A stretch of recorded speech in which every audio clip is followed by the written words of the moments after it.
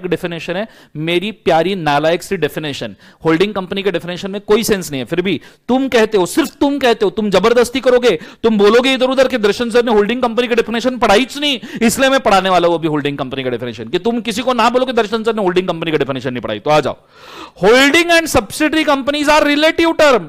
ये relative term है, relative नहीं है। कल हमने रिलेटिव की डेफिनेशन देखी थी, और रिलेटिव की डेफिनेशन, रिलेटिव रहते हैं, कमेंट करो, रिलेटिव कह रहते हैं साथ साथ। 2 सबसेक्शन 77, 2 स्टेप ऊपर 2 स्टेप नीचे, एक आजू एक बाजू। कुछ याद आया? कुछ याद आया क्या? मैं रिलेटिव की भी डेफिनेशन आपको लिख के दूंगा, टेंशन लेने की जरूरत नहीं है। So holding company, subsidiary company are relative term. A company is a holding company in relation to one or more other company. एक कंपनी दूसरे कंपनी के लिए holding company, one or more companies के लिए होल्डिंग कंपनी हो सकती है। Means company of which the company are subsidiary company. वाह वाह वाह, सस्ते नशे है। होल्डिंग कंपनी मतलब holding company relation to one or more other company means a company with such a company are subsidiary company. वाह वाह, ये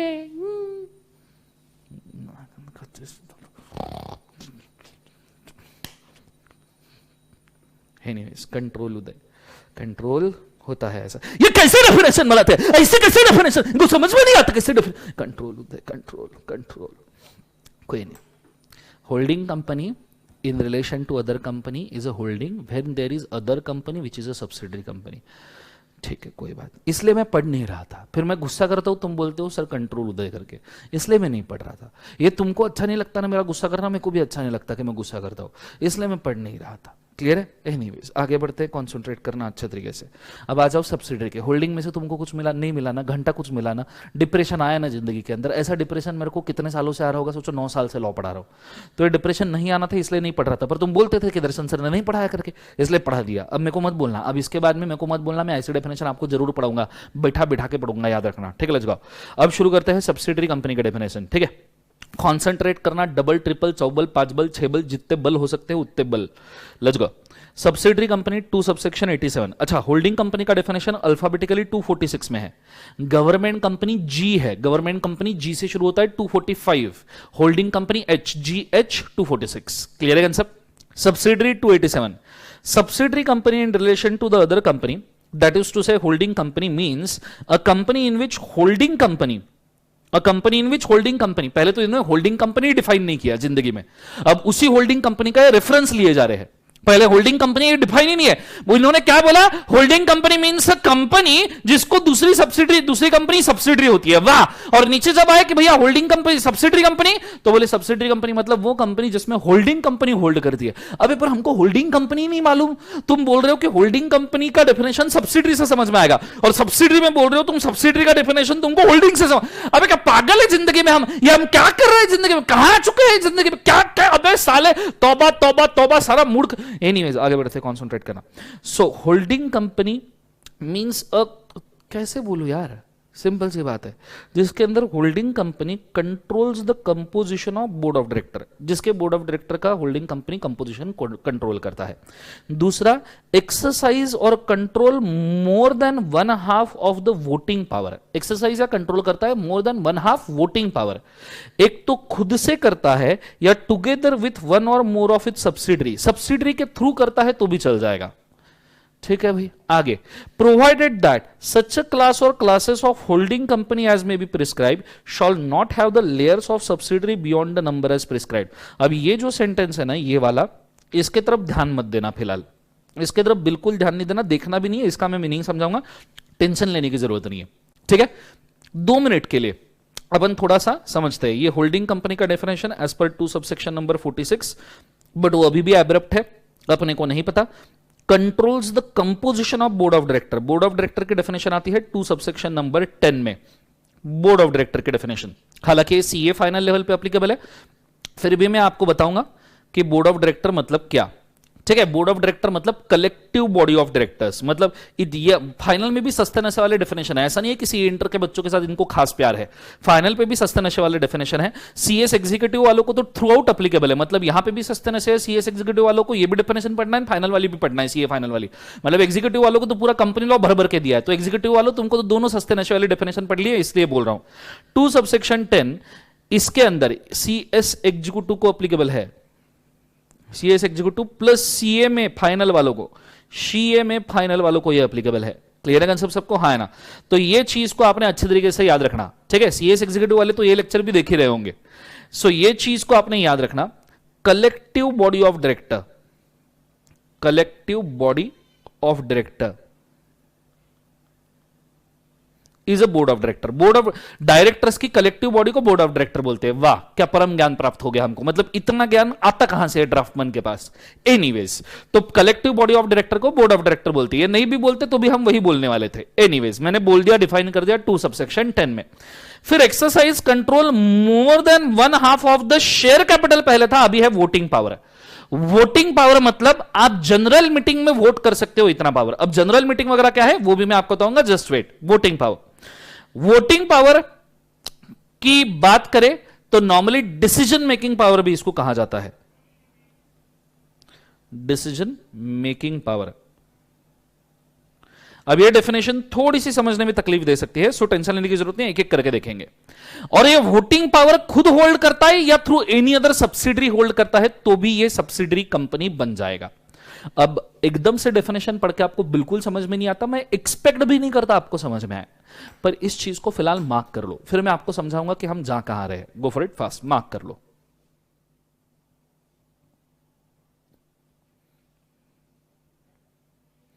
फटाफट मार्क कर लो।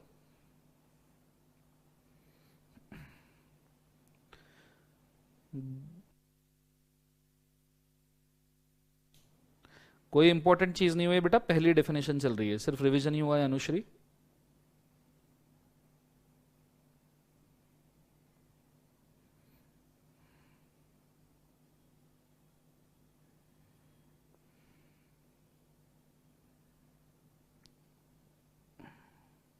हो गया मार्किंग? केला मार्क, हाँ केला मार्क।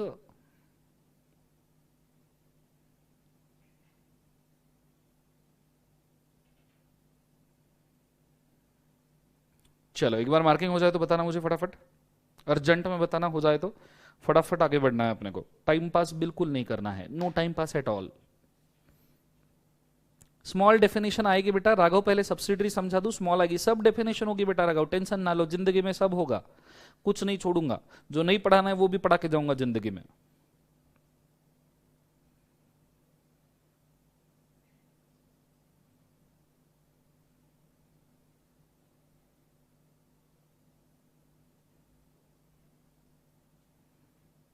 पीडीएफ का अभी पता नहीं देवेश, आई विल ट्राई कि मैं इसका एक पीडीएफ बना के बाद में शेयर कर दूं, सो आप ले सकते हो। आपने ऑर्डर अगर देवेश लेट 7 से 10 दिन लगते हैं नॉर्मली बुक्स पहुंचने के लिए। Done everybody?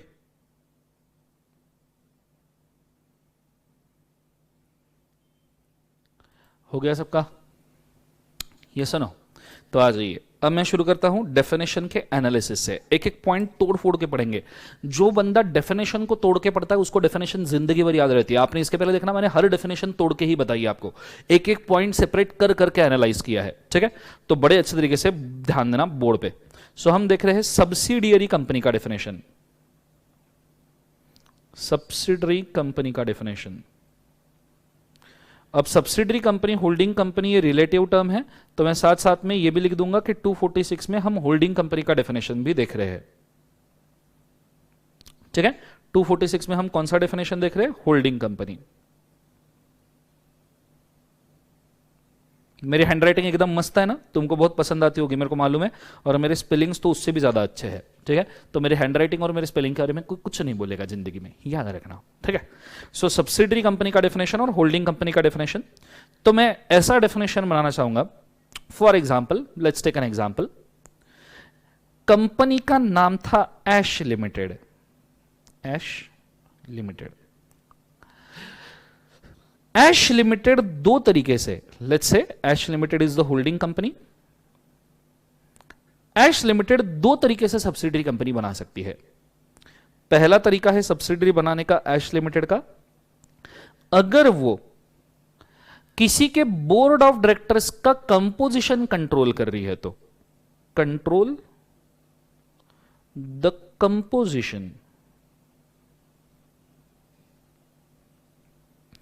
of board of director defined under section number 2 subsection number 10 of the Companies Act 2010 controls the composition of board of director. Ash Limited control the composition of board of director, और जिस board of director को ऐश Limited control करती थी उस company का नाम आपको सबको पता होगा, सल्लू लिमिटेड। सल्लू लिमिटेड वही फुटपाथ पर से जो गाड़ी चलाते हैं, हिरन विरन दिखा तो उड़ा देते हैं, बोले हिरन विरन ये जीने की इच्छा, हिरन विरन लोग जी थोड़ी सकते हैं, अरे हिरन विरन मरने के लिए होता है इसलिए उड़ा दिया, खत्म बात। So Ash limited is a holding company जिसने कंट्रोल किया है composition of board of director of Sallu limited. Let's say Sallu limited are having total 12 board of directors, and out of 12 board of directors, Ash Limited is controlling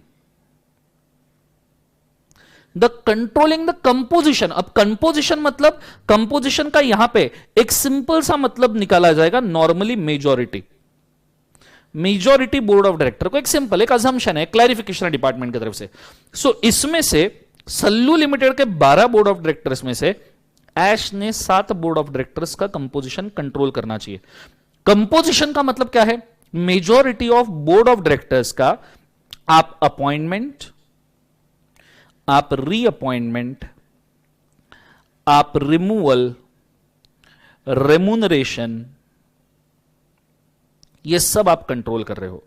appointment, reappointment, removal, remuneration, ये सब आप उन board of director का control कर रहे हो। तो अगर सल्लू लिमिटेड के 12 बोर्ड ऑफ डायरेक्टर्स में से 7 बोर्ड ऑफ डायरेक्टर्स को अगर ऐश लिमिटेड कंट्रोल कर रही है तो Sallu Limited will be called as subsidiary in point number 1, control the composition of board of director.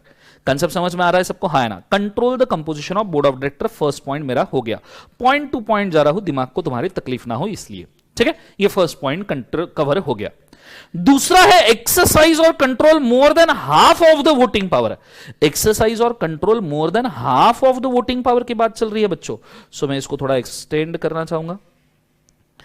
Ash limited ने एक और कंपनी एक्सरसाइज और कंट्रोल, अब दोनों में से कोई भी वर्ड आप यूज कर लो, कोई फर्क नहीं पड़ता, पर बैरिटेक्स में लिखा है इसलिए मैं यहां पे लिख रहा हूं exercise or control more then बोला है हाफ, मोर देन 50%, 50% को साइड में ब्रैकेट में लिखूंगा, हाफ ऑफ वोटिंग पावर बोला है, शेयर कैपिटल नहीं बोला है। वोटिंग पावर बोला है, शेयर कैपिटल नहीं बोला है। तो लेट्स से कि ऐश लिमिटेड विवेक लिमिटेड के अंदर, विवेक प्राइवेट लिमिटेड के अंदर, लिमिटेड भी नहीं लेते, प्राइवेट लिमिटेड लेते हैं, तो हमारा पब्लिक कंपनी का एक जो पार्ट बाकी है वो भी मैं यहां समझा दूंगा। ये प्राइवेट लिमिटेड है, यहां लिमिटेड थी Sallu limited, Vivek private limited में समझो ऐश लिमिटेड ने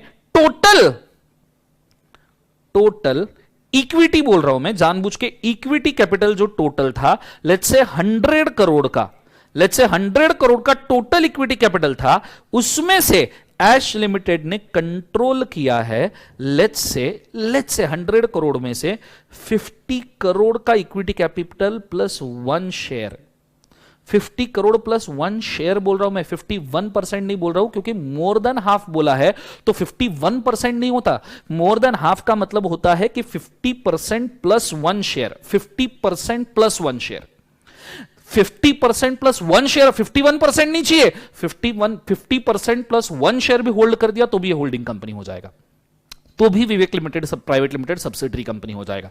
ये चीज को बड़े अच्छे से याद रखना, exercise or control more than half बोला है तो 51% नहीं, 50% प्लस 1 शेयर, वो भी इक्विटी शेयर। प्रेफरेंस शेयर्स के ऊपर वोटिंग राइट नहीं मिलते, प्रेफरेंस शेयर्स पे बहुत रेयरली वोटिंग राइट्स मिलते हैं। जो वोटिंग राइट मिलता है वो इक्विटी शेयर पे मिलता है। अब यहां वोटिंग पावर वर्ड यूज किया है, तो मैं वोटिंग पावर के लिए थोड़ा सा एक सेक्शन का क्रॉस रेफरेंस दे दूं, section number 47 of the companies act. अब देखो मुझे बताओ सेक्शन नंबर 47 कौन से चैप्टर से बिलोंग करता है? देखो इसलिए मैंने आपको पहले चैप्टर याद करवा दिए, फटाफट मुझे कमेंट्स के अंदर चाहिए सेक्शन नंबर 47 कौन से चैप्टर से बिलोंग करता है। उसके सिवा मैं आगे बढ़ूंगा ही नहीं, मैं पढ़ाऊंगा ही नहीं, मेरा मूड ही नहीं है, मैं आगे बढ़ ही नहीं सकता, मेरा जमीर मेरे को बोलेगा ही नहीं कि मैं आगे बढ़ाऊं करके। सो मुझे सेक्शन चाहिए, अब भी चाहिए, अब भी कमेंट्स के अंदर मुझे बताओ कि भैया कौन से चैप्टर से बिलोंग करता है। और जो लोग पेन ड्राइव गूगल ड्राइव देख रहे हैं उन्होंने भी मेरे को लिख के रखना है रफ में कौन से चैप्टर से बिलोंग करता है। तुमको तुम्हारे अटेम्प्ट की कसम, मेरे को ये चाहिए मंजे पाइजे मंजे चाहिए, अब भी लिखो, इसी वक्त लिखो।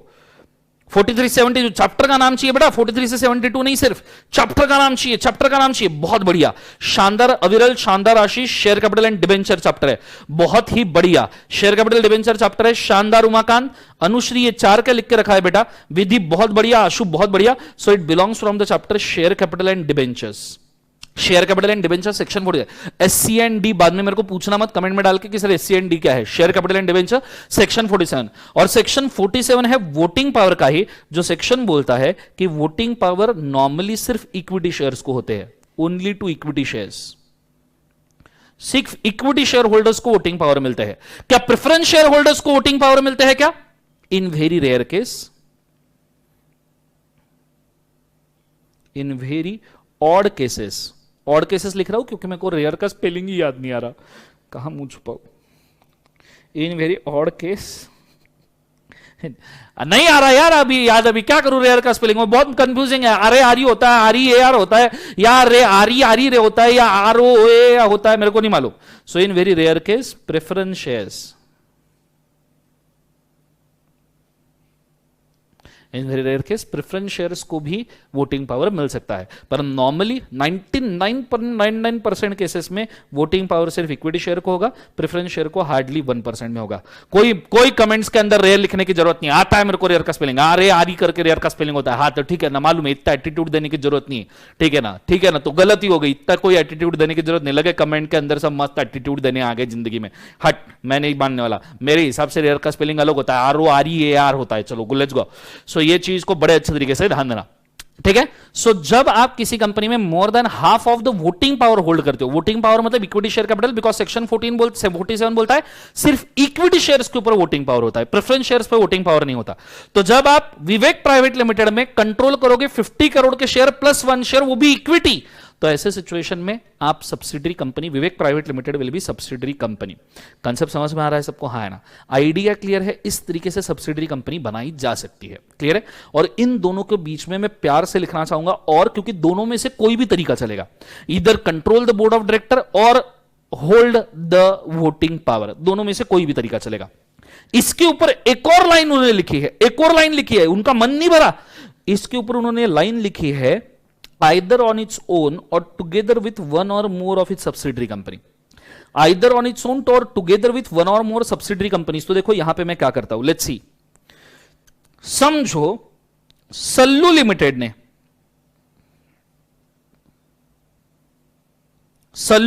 ने और विवेक प्राइवेट लिमिटेड ने, दोनों ने मिलके, सल्लू लिमिटेड और विवेक प्राइवेट लिमिटेड ने दोनों ने मिलके अगर अभी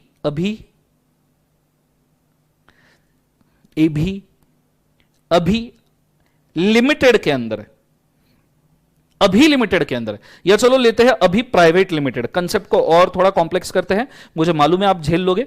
अभी प्राइवेट लिमिटेड के अंदर समझो सल्लू लिमिटेड होल्ड करता है let's say 25% and Vivek private limited hold करता है 20%। तो अभी प्राइवेट लिमिटेड के अंदर नियरली सल्लू प्लस विवेक ने मिलकर कितना होल्ड किया है? 45%। कंसेप्ट समझ में आ रहा है सबको? हाँ है ना। अब दोनों ने मिलकर 45 होल्ड किया है, तो मुझे बताओ आंसर में, आंसर चाहिए मेरे को, ये सेंटेंस मैं आपको दिखा रहा हूं यहां पे, इसके हिसाब से मुझे आंसर चाहिए, थोड़ा कॉम्प्लेक्स है, सोच के बोलना। कंपनी खुद होल्ड करे ऑन इट्स ओन और together with one or more subsidiaries और मेजॉरिटी वोटिंग पावर होल्ड करे, तो जाके वो सब्सिडरी कंपनी बनेगी, क्लियर है। तो मुझे इस डायग्राम में आंसर देना, क्या मैं अभी प्राइवेट लिमिटेड को ऐश लिमिटेड की सब्सिडरी मान सकता हूं क्या? सब्सिडरी, सब सब्सिडरी भी बोल सकते हो, सब सब्सिडरी मतलब सब्सिडरी की भी सब्सिडरी क्या मान सकता हूं क्या? क्योंकि यहां सिर्फ वोटिंग पावर 45% है, तो क्या मैं इसको मान सकता हूं?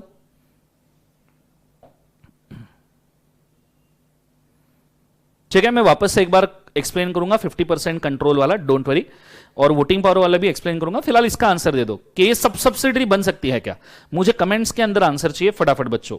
क्या ये सब्सिडरी बोला जाएगा? सब सब्सिडरी बोला जाएगा? सभी लोग आंसर दे रहे हैं नो नो, बहुत बढ़िया, शानदार, जबरदस्त। ये सब सब्सिडरी नहीं है, ये सब सब्सिडरी नहीं है। बट वही अगर मैं ऐसा बोलूं कि भैया ऐश लिमिटेड ने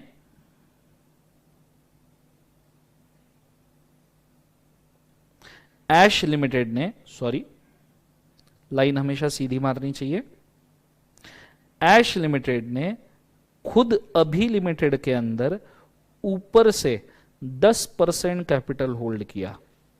कितना परसेंट कैपिटल होल्ड किया? 10%। तो यहां पे प्लस ऐश लिमिटेड का कितना हो जाएगा? 10%। तो टोटल वोटिंग पावर कितना होल्ड किया है? 55%। अब मुझे एक बात बताओ, अभी प्राइवेट लिमिटेड या सब सब्सिडरी माना जाएगा या नहीं माना जाएगा? अब मुझे आंसर चाहिए, अभी प्राइवेट लिमिटेड वेदर इज सब सब्सिडरी और नॉट, फटाफट बताइए। क्योंकि टोटल 55% हुआ है, खुद होल्ड करे या सब्सिडरी के थ्रू होल्ड करे, तो ऐसे सिचुएशन में हम उसको सब सब्सिडरी मानेंगे या नहीं मानेंगे? फटाफट आंसर दो मुझे बेटा।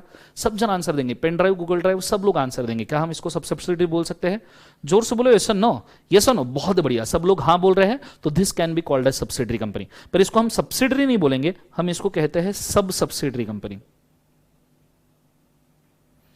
सब सब्सिडरी कंपनी, सब सब्सिडरी मतलब सब्सिडरी की भी सब्सिडरी। कंसेप्ट समझ में आया सबको? हाँ ना, जोर से बोलो, यस और नो। अब जो दो लोगों को क्वेरी थी वो क्वेरी में एंटरटेन कर दूं, और भी किसी को क्वेरी है तो प्लीज मुझे पूछ लेना, मैं अभी आंसर दे दूंगा आपको। बहुत ही बढ़िया, जितने लोग आंसर दे रहे हैं शानदार, जबरदस्त।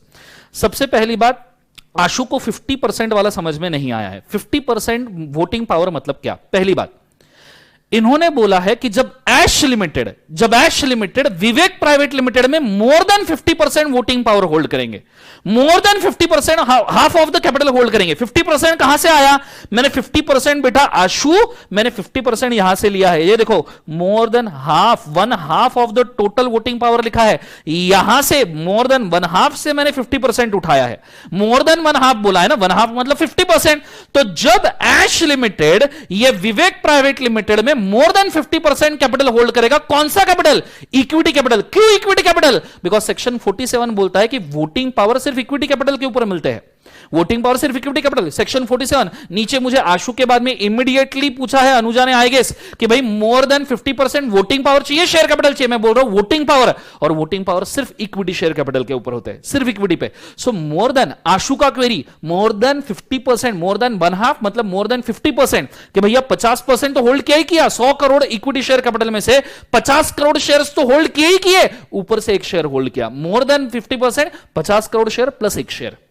क्लियर है? और वो भी इक्विटी शेयर कैपिटल का। क्यों? क्योंकि 47 कहता है कि वोटिंग पावर सिर्फ इक्विटी शेयर कैपिटल पे है, और आपको सब्सिडरी बनाने के लिए वोटिंग पावर होल्ड करना है। आपको शेयर कैपिटल नहीं होल्ड करना है, आपको वोटिंग पावर होल्ड करना है।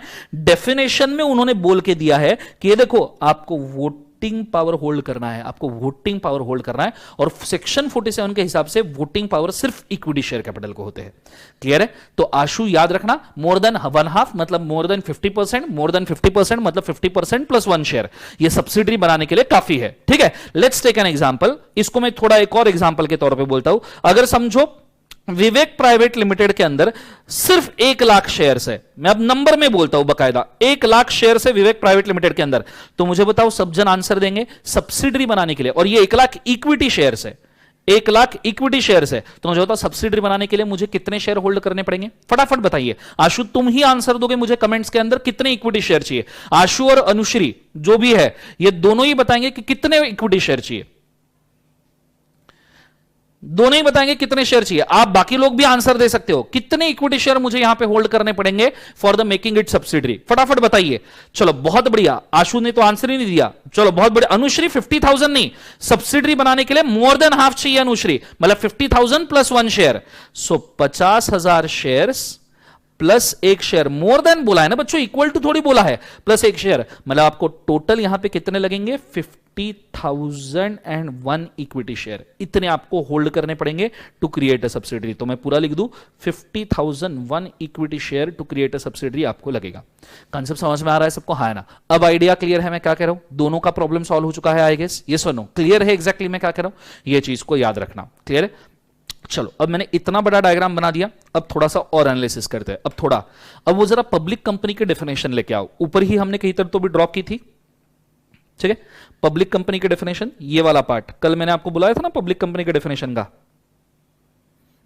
वो पार्ट मैं आपको दिखा दूं फटाफट। बहुत ही बढ़िया, जितने लोगों ने आंसर दिया है, हर्षिता, अविरल, मंदार, देवेश, रितिका, बहुत बढ़िया, आशु, आशीष, अनुश्री, ज्ञानेश्वर, क्षितिजा, अनुश्री, पुरुषोत्तम, रामानुज, निवेश, चैतन्य, बहुत बढ़िया।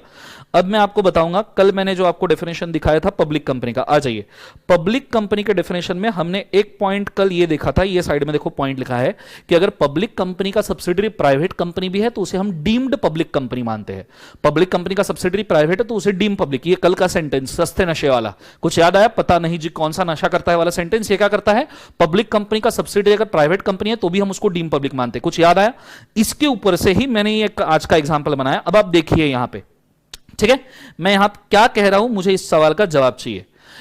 ऐश लिमिटेड ये पब्लिक कंपनी है, इसकी सब्सिडरी कंपनी है विवेक प्राइवेट लिमिटेड, सब्सिडरी है, ये तो प्रूव हो गया, हमने दो एग्जांपल में प्रूव किया, 100 करोड़ के शेयर में भी और 1 लाख शेयर में भी। तो ऐश प्राइवेट लिमिटेड की सब्सिडरी है विवेक प्राइवेट लिमिटेड, ये प्राइवेट कंपनी है। ऐश लिमिटेड पब्लिक कंपनी है, ये प्राइवेट है, ये पब्लिक है, होल्डिंग कंपनी पब्लिक है, सब्सिडरी कंपनी प्राइवेट है, होल्डिंग कंपनी पब्लिक है, सब्सिडरी कंपनी प्राइवेट है। मुझे बताओ विवेक प्राइवेट लिमिटेड ये प्राइवेट ही रहेगी या इसको डीम पब्लिक का दर्जा देना चाहिए? मुझे फटाफट आंसर चाहिए। 1 share is equal to normally 1 vote होता है, लेकिन हम इसको और डिटेल में बाद में देखेंगे बेटा आशु, फिलहाल टेंशन ना लो। नॉर्मली फिलहाल ये मान लो 1 equity share is equal to 1 vote. अब मुझे आंसर चाहिए कि अगर होल्डिंग कंपनी पब्लिक है और विवेक प्राइवेट लिमिटेड सब्सिडरी है तो प्राइवेट लिमिटेड को मैं प्राइवेट मानूं या डीम पब्लिक का दर्जा दूं? फटाफट बताइए मुझे, कमेंट्स के अंदर फटाफट आंसर चाहिए बच्चों, सब जनों से आंसर चाहिए। तो ऑब्वियस सी बात है, बहुत बढ़िया, सब जन आंसर दे रहे हैं। It is called as deemed public company, DPC. मैं कलर चेंज करके भी इसको लिखना चाहूंगा, एक मल्टी कलर से मैं इसको लिखना चाहूंगा, मल्टी कलर पेन से। This will be called as deemed public company, DPC, deemed public company, as per definition 2 subsection 71 वाला, एज पर सेक्शन नंबर 271। ये दिख नहीं रहा तो दूसरा कलर ले लू। एज पर सेक्शन 2 सबसेक्शन 71 के हिसाब से it will be called as deemed public company. Clear है कंसेप्ट सबको? हाँ ना? अब अगर ये डीम पब्लिक हो गया, इसके ऊपर एक और मैं सवाल आपसे पूछ लूं, बहुत बढ़िया, मंदार, चैतन्य, ज्ञानेश्वर, मेहर, शिवम, आदित्य, विधि, बहुत जबरदस्त, तुम सही जा रहे हो। इसके ऊपर एक और सवाल है, अभी प्राइवेट लिमिटेड भी तो प्राइवेट कंपनी है और अभी प्राइवेट लिमिटेड की एक होल्डिंग, अब ये सब अलग अलग होल्डिंग कंपनीज है क्योंकि सबने मिला के एक साथ 55% लिया है, ये भी पब्लिक है, ये डीम पब्लिक है और ऐश लिमिटेड पब्लिक है। तो ये तीनों अगर काइंड ऑफ पब्लिक है तो अभी प्राइवेट लिमिटेड पब्लिक मानू या प्राइवेट मानू? अभी प्राइवेट लिमिटेड पब्लिक मानू या प्राइवेट मानू? बेटा निवेश, मैंने ऑलरेडी वोटिंग पावर एक्सप्लेन करके रखा है। वोटिंग पावर मतलब डिसीजन मेकिंग पावर। आपने जनरल मीटिंग में बैठ के डिसीजन लेने का पावर जो होता है उसे वोटिंग पावर कहते हैं। एक शेयर पे एक ही वोट मिलता है, यह चीज को आपने निवेश याद रखना है। आगे वोटिंग पावर और भी एक्सप्लेन करूंगा, आगे आने ही वाला है, टेंशन मत लो, ठीक है? सो वोटिंग पावर मतलब आप जब जनरल मीटिंग में बैठ के, कंपनी की मीटिंग में बैठ के, आप मेंबर हो, मैं इक्विटी शेयर होल्डर हूं, मैंने एक शेयर इक्विटी का होल्ड किया है, मैं जनरल मीटिंग में जाके जब मेरा वोट देता हूं कि कंपनी ने क्या डिसीजन लेना चाहिए, कंपनी ने डिविडेंड देना चाहिए क्या, कंपनी ने अकाउंट्स ऑडिट करनी चाहिए क्या, कंपनी ने कौन से डायरेक्टर को अपॉइंट करना चाहिए, ये जब मैं मेरा वोट डालता हूं उसे वोटिंग पावर कहते हैं। जैसे इलेक्शन में आपको वोटिंग पावर मिलता है वैसे ही कंपनी में आपको वोटिंग पावर मिलता है। तो ऐसा अगर आप 50% से ज्यादा वोटिंग पावर होल्ड कर रहे हो तो आप होल्डिंग कंपनी बन जाओगे। क्लियर है कि मतलब 50% से ज्यादा इक्विटी शेयर, और वोटिंग पावर किसको मिलता है? सिर्फ इक्विटी शेयर्स को। अब मुझे बताओ ये कौन सी कंपनी मानी जाएगी? तो सीधी बात है, अभी private limited is also deemed public company, it is also DPC. ये चीज को आपने बड़े अच्छे तरीके से याद रखना है। क्लियर है कंसेप्ट? सो ये सभी कंपनीज का स्ट्रक्चर मैंने यहां दे दिया। This is a definition of holding and subsidiary company. Please मुझे बताना ये आपको समझ में आया या नहीं आया, ठीक है? और साथ साथ में इसको लिख लीजिए, गो फॉर इट फास्ट। पहले मैं मैग्नीफाई करके दिखा रहा हूं, फिर उसके बाद में धीरे धीरे साइड में बढ़ेंगे, ठीक है? तो मुझे प्लीज बताइएगा कि आपको समझ में आएगा, क्योंकि ये कंसेप्ट काफी स्ट्रगलिंग है, ठीक है। इसको यहीं क्लियर कर लो। अगर अपना पूरा लेक्चर आज सब्सिडरी और होल्डिंग पे भी गया, मेरे को कोई दिक्कत नहीं है, पर ये आगे बहुत यूज होने वाला है, इसलिए आज क्लियर कर लो, ठीक है। तो कोई भी क्वेरी है तो पूछ लीजिएगा।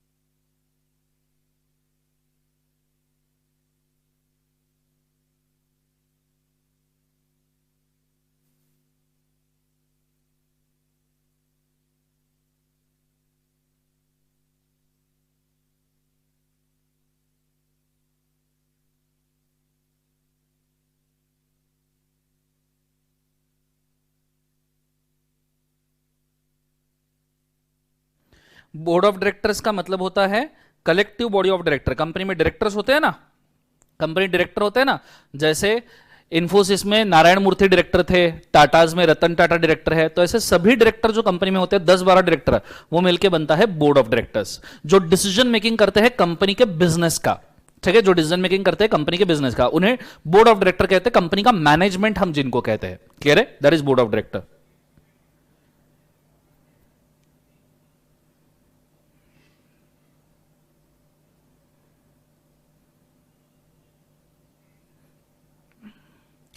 ओके सवाल आया है चैतन्य से, सर कोई एक कंपनी किसी और कंपनी को अपने बोर्ड ऑफ डायरेक्टर अपॉइंट करने का अलाउ कैसे कर सकती है, और वो ऐसा क्यों करे अगर पावर ही किसी और कंपनी के पास चले जाए तो?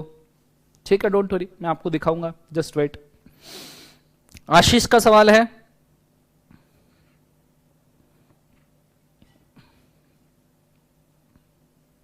सल्लू लिमिटेड और विवेक लिमिटेड बिना एस लिमिटेड के सब्सिडरी कंपनी बनाते हैं, तो क्या सब्सिडरी मानी जाएगी? नहीं। आप देख सकते हो सल्लू का 25% और विवेक का 20% है, तो टोटल 45% ही है। 45% पे सब्सिडरी क्रिएट नहीं होती, ठीक है। हमें मोर देन 50% चाहिए, क्लियर है। तो दोनों अलग अलग मिलकर नहीं क्रिएट कर पाएंगे। हां, सल्लू और विवेक दोनों मिलकर मोर देन 50% होल्ड करते हैं, तो भी ये दोनों की सब्सिडरी क्रिएट नहीं हो सकती। क्लियर है, दोनों की सब्सिडरी क्रिएट, सिर्फ दोनों होल्ड करते हैं बिना एश लिमिटेड के, तो दोनों की सब्सिडरी नहीं मानी जाएगी, दोनों के लिए वो एसोसिएट होगी। मैं आपको एसोसिएट कंपनी भी समझाऊंगा कि क्या है, इसी डायग्राम में मैं आपको एसोसिएट कंपनी समझाऊंगा, जस्ट वेट फॉर इट, ठीक है। कि उसको क्या कहा जाएगा ये मैं आपको समझाऊंगा, डोंट वरी। ये रितिका का सवाल था।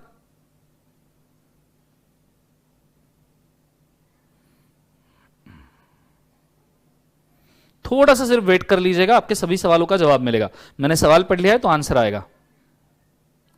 बेटा कितने बार बोर्ड ऑफ डायरेक्टर्स को रिपीट करूं, जरा ठीक से सुनिएगा, अच्छे से सुनिएगा। Board of director last time अच्छे से सुनिएगा। जब कंपनी का मैनेजमेंट होता है, जैसे आपको दिखाई दूं, इतना ही सवाल आ रहा है तो आपको दिखाई दूं कि बोर्ड ऑफ डायरेक्टर क्या होता है। तुम्हारे और मेरे दोनों के दिमाग को टेंशन नहीं कि बोर्ड ऑफ डायरेक्टर क्या होता है, बोर्ड ऑफ डायरेक्टर क्या होता है। पागल हो गए जिंदगी के अंदर, बोर्ड ऑफ डायरेक्टर नहीं पता, थोड़ा न्यूज़पेपर व्यूज़पेपर पढ़ा करो जिंदगी के अंदर बच्चों। ठीक, क्या हो गया?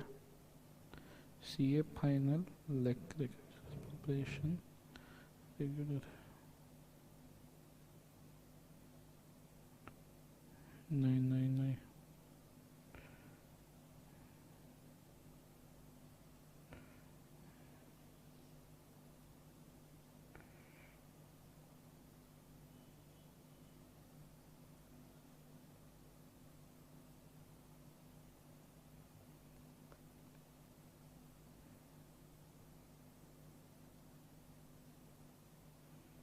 बोर्ड ऑफ डायरेक्टर में दिखाई दो एक बार।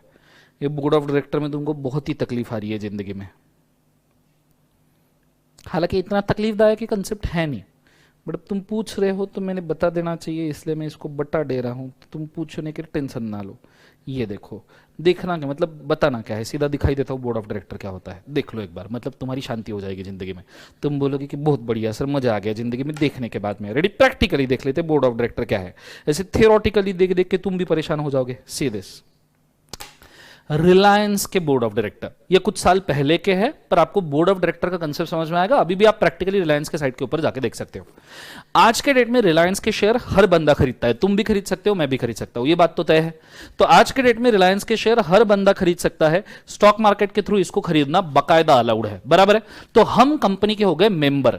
जब हम रिलायंस के शेयर खरीदेंगे इक्विटी शेयर, तो हमें मिलेगा वोटिंग पावर, हमें मिलेगा वोटिंग पावर, वो भी जनरल मीटिंग में। जनरल मीटिंग नॉर्मली साल में एक ही बार होती है। अब मुझे बता, आपने रिलायंस के शेयर खरीदे, आप क्या रिलायंस की जनरल मीटिंग में जाके बैठने वाले हो? आपके फादर ने अगर किसी कंपनी के शेयर खरीदे इन्फोसिस के, तो क्या इन्फोसिस में जनरल मीटिंग में जाके बैठने वाले हैं? नॉर्मली जो मार्केट में शेयर होल्ड करता है ऑनलाइन, वो कभी जनरल मीटिंग वगैरह अटेंड नहीं करता, पर वो जाके वोट कर सकता है अगर उसको चाहिए तो, ठीक है। सो अगर आपने मैंने रिलायंस के शेयर खरीदे, तो हम जाके जनरल मीटिंग में वोट करेंगे, जो साल में एक बार होगी। पर अगर साल में एक बार मेंबर मिलेंगे, तो कंपनी चलाएगा कौन? मैनेजमेंट कौन है कंपनी का? तो रिलायंस वालों ने बोर्ड ऑफ डायरेक्टर अपॉइंट करके रखे हैं। It is a management. Executive director है मुकेश अंबानी, एग्जीक्यूटिव मतलब मेन डायरेक्टर, और बाकी नॉन एग्जीक्यूटिव डायरेक्टर है जिसमें नीता अंबानी और बचे हुए सब डायरेक्टर्स है। अब इनके नाम याद करने की जरूरत नहीं है, but this is a management. Board of director is a management of company. Clear है कंसेप्ट? और आप और मैं शेयर होल्ड करें इक्विटी शेयर, तो हम मेंबर है, हमें हमारे हर एक शेयर पे एक वोटिंग राइट मिलेगा। क्लियर है?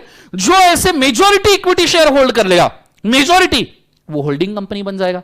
या जो इन बोर्ड ऑफ डायरेक्टर्स को कंट्रोल कर लेगा, वो भी होल्डिंग कंपनी बन जाएगा। ये दो तरीके से होल्डिंग कंपनी बन सकता है। और अगर मैं बताऊं तो एक और बोर्ड ऑफ डायरेक्टर अपन देख लेते हैं। सिर्फ ये बोर्ड ऑफ डायरेक्टर समझ में नहीं आया, एक और बोर्ड ऑफ डायरेक्टर देख लेते हैं।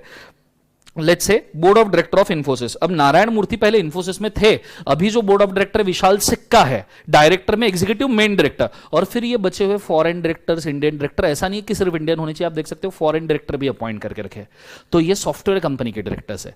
दिस इज हाउ ये मैनेजमेंट है। पर क्या इन्फोसिस के ये मेंबर्स भी है? हो सकते हैं, पर इन्फोसिस के और भी मेंबर्स हो सकते हैं। इन्फोसिस के शेयर मार्केट में ट्रेड हो रहे इक्विटी शेयर्स, तो उनको भी मेंबर बुलाएगा। तुमने इन्फोसिस के शेयर होल्ड किए, मैंने इन्फोसिस के शेयर होल्ड किए, तो हम मेंबर्स है, हम मेंबर है, हमें वोटिंग राइट मिलता है जनरल मीटिंग में। ये मैनेजमेंट है, ये डिसीजन मेकिंग करते हैं कंपनी में। क्लियर है कंसेप्ट सबको? हाँ ना? ये चीज को आपने बड़े अच्छे तरीके से याद रखना। समझ में आ रहा है सबको? यस और नो? और भी अगर इसको क्लियर करना है, तो एक छोटा सा डायग्राम में बोर्ड ऑफ डायरेक्टर के लिए आपको यहां पे बना के दे दूं, ठीक है। हमने एक कंपनी का कैरेक्टर देखा है, अगर आपको याद होगा, तो हमने एक कंपनी का कैरेक्टरिस्टिक्स देखा है, अगर आपको याद होगा, separation of ownership from management, ठीक है। तो याद रखना बेटा, कोई भी कंपनी के 3 पिलर्स होते हैं। कोई भी कंपनी के 3 पिलर्स होते हैं। पहला पिलर कंपनी का होता है मेंबर। मेंबर मतलब वो लोग जो नॉर्मली इक्विटी शेयर होल्डर होते हैं। इक्विटी शेयर होल्डर कंपनी में पैसा लाते हैं, पैसा डालते हैं और इक्विटी शेयर्स लेते हैं। अब मेंबर तो इन्वेस्ट करके चला जाएगा, तुम कंपनी में शेयर में इन्वेस्ट करके तुम निकल जाते हो। तो ये पैसे से प्रॉफिट कमाने का काम किसका होता है?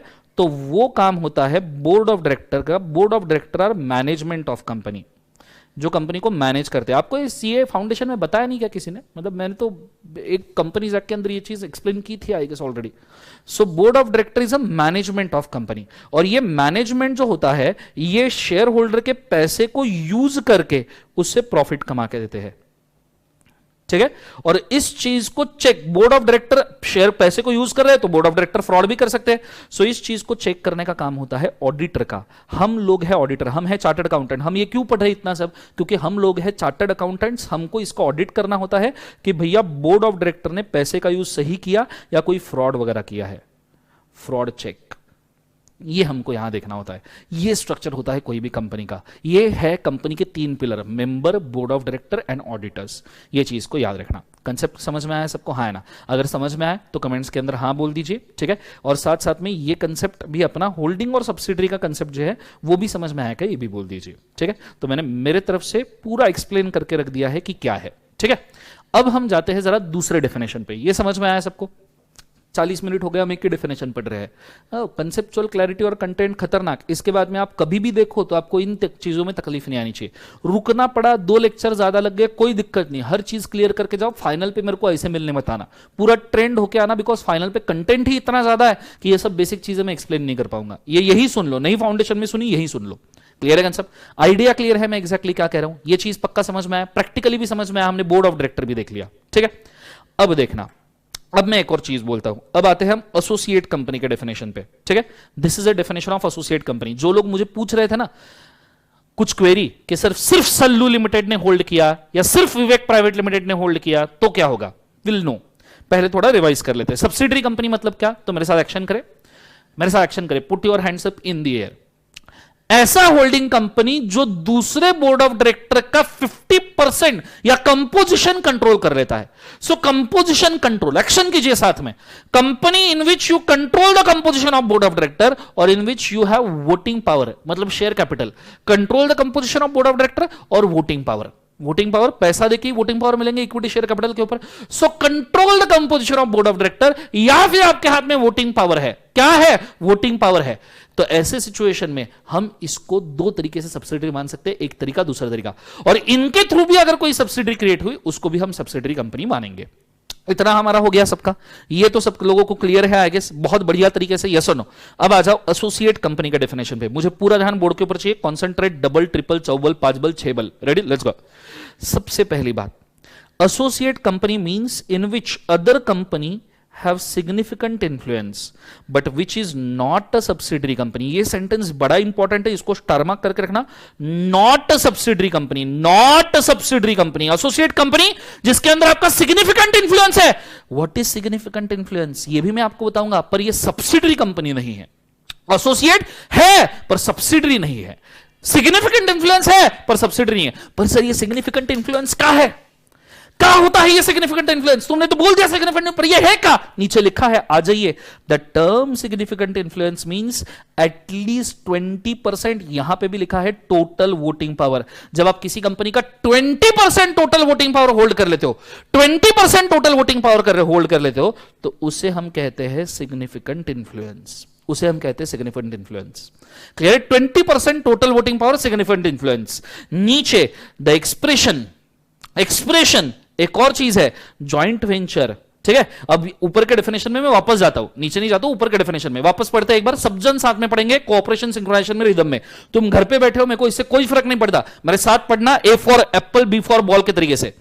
Associate company means a company in which other company has significant influence but which is not a subsidiary company of a company having such a influence and includes a joint venture, having such a influence and includes a joint venture and includes a joint venture। inclusive definition हो गया, याद है, milk and eggs and include milk and eggs। तो वैसा ही clarification है कि भैया कोई joint venture है तो वो भी के अंदर इंक्लूडेड है। अब जॉइंट वेंचर मतलब क्या, joint venture means joint agreement whereby parties that have a joint control and arrangement have right of the net asset और द अरेंजमेंट। जैसे दुनिया के best joint venture Hero Honda, Hero Honda आपने सुना होगा, company is a joint venture. उसके बाद में बीच में एक आया था यूनिनॉर, ठीक है, यूनिनॉर करके सिम कार्ड आता था। ये कपल लोग जो होते थे ना, बाबू सोना पिकाचू वाले, मेले बाबू ने थाना थाया, नहीं मेले बाबू थाना नहीं थाया, बाबू नहा लिया, बाबू नहीं नहाया। तो ये जो बाबू सोना पिकाचू वाले होते थे, बीच में एक कार्ड यूज करते थे यूनिनॉर का। This Uninor was a joint venture of Unitech plus Telenor. आप ये नेट के ऊपर सर्च कर सकते हो, ये भी जॉइंट वेंचर है। उसके बाद में insurance company Tata AIG, Tata AIG insurance आपने सुना होगा, ठीक है। Bharti Axa, Bharti Axa is a joint venture. Concept समझ में आया? तो this is a joint venture, जब दो कंपनीज मिलकर एक वेंचर चलाती है, that is called joint venture. Maruti Suzuki, Maruti Suzuki, Maruti Suzuki joint venture. Suzuki is a Japanese company, Maruti is a Indian company, दोनों ने मिलकर शुरू कर दिया। हीरो होंडा, कंसेप्ट समझ में आ रहा है? These are joint ventures. तो जॉइंट वेंचर भी एसोसिएट कंपनी होते हैं। तो भैया एसोसिएट कंपनी कितने तरीके से रेडी होती है, छोटे फॉर्म में यहां लिख के रख दू, associate company 2 subsection number 6 associate company. कितने तरीके से एसोसिएट कंपनी बनाओगे बच्चों? 2 तरीकों से।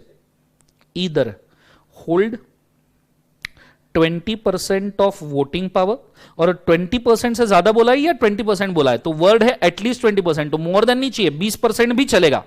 होल्ड 20% वोटिंग पावर और मोर, ज्यादा भी होल्ड कर सकते हो चाहिए तो। और दूसरा अगर आप जॉइंट वेंचर हो तो जॉइंट वेंचर, ठीक है। और इसमें अगर आप वर्डिंग देखोगे, ठीक है, एंड इंक्लूड्स बोला है, and such influence and includes joint venture, joint venture भी आता है, तो दोनों में से किसी भी तरीके से एसोसिएट कंपनी क्रिएट हो सकता है। अब मैं आपको एक सिंपल एग्जांपल यहां पे देता हूं, सिंपल एग्जांपल समझो let's take an example. Taimur limited ने अगर सैफीना लिमिटेड के टोटल 1000 इक्विटी शेयर्स में से 1000 equity share, because equity share के ऊपर ही वोटिंग राइट्स होते हैं हमको, 1000 इक्विटी शेयर्स में से कितने शेयर होल्ड करने चाहिए so that Taimur becomes associate of Saifeena,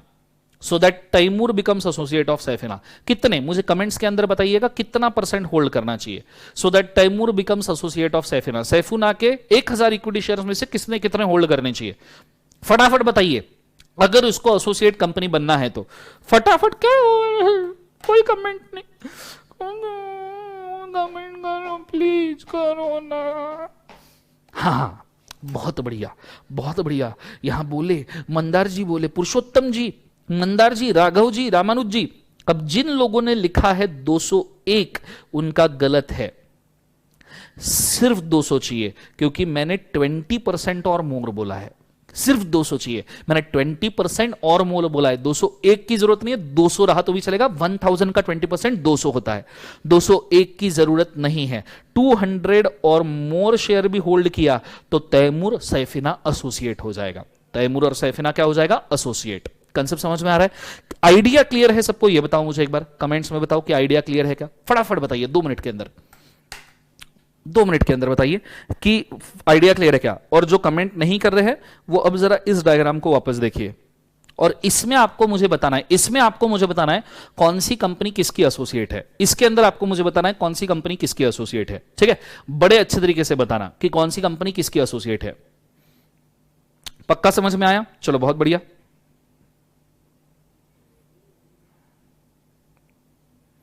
बहुत ही बढ़िया, thank you so much guys. अब इसमें आपको बताना है कौन सी कंपनी किसकी एसोसिएट है, ये स्ट्रक्चर में।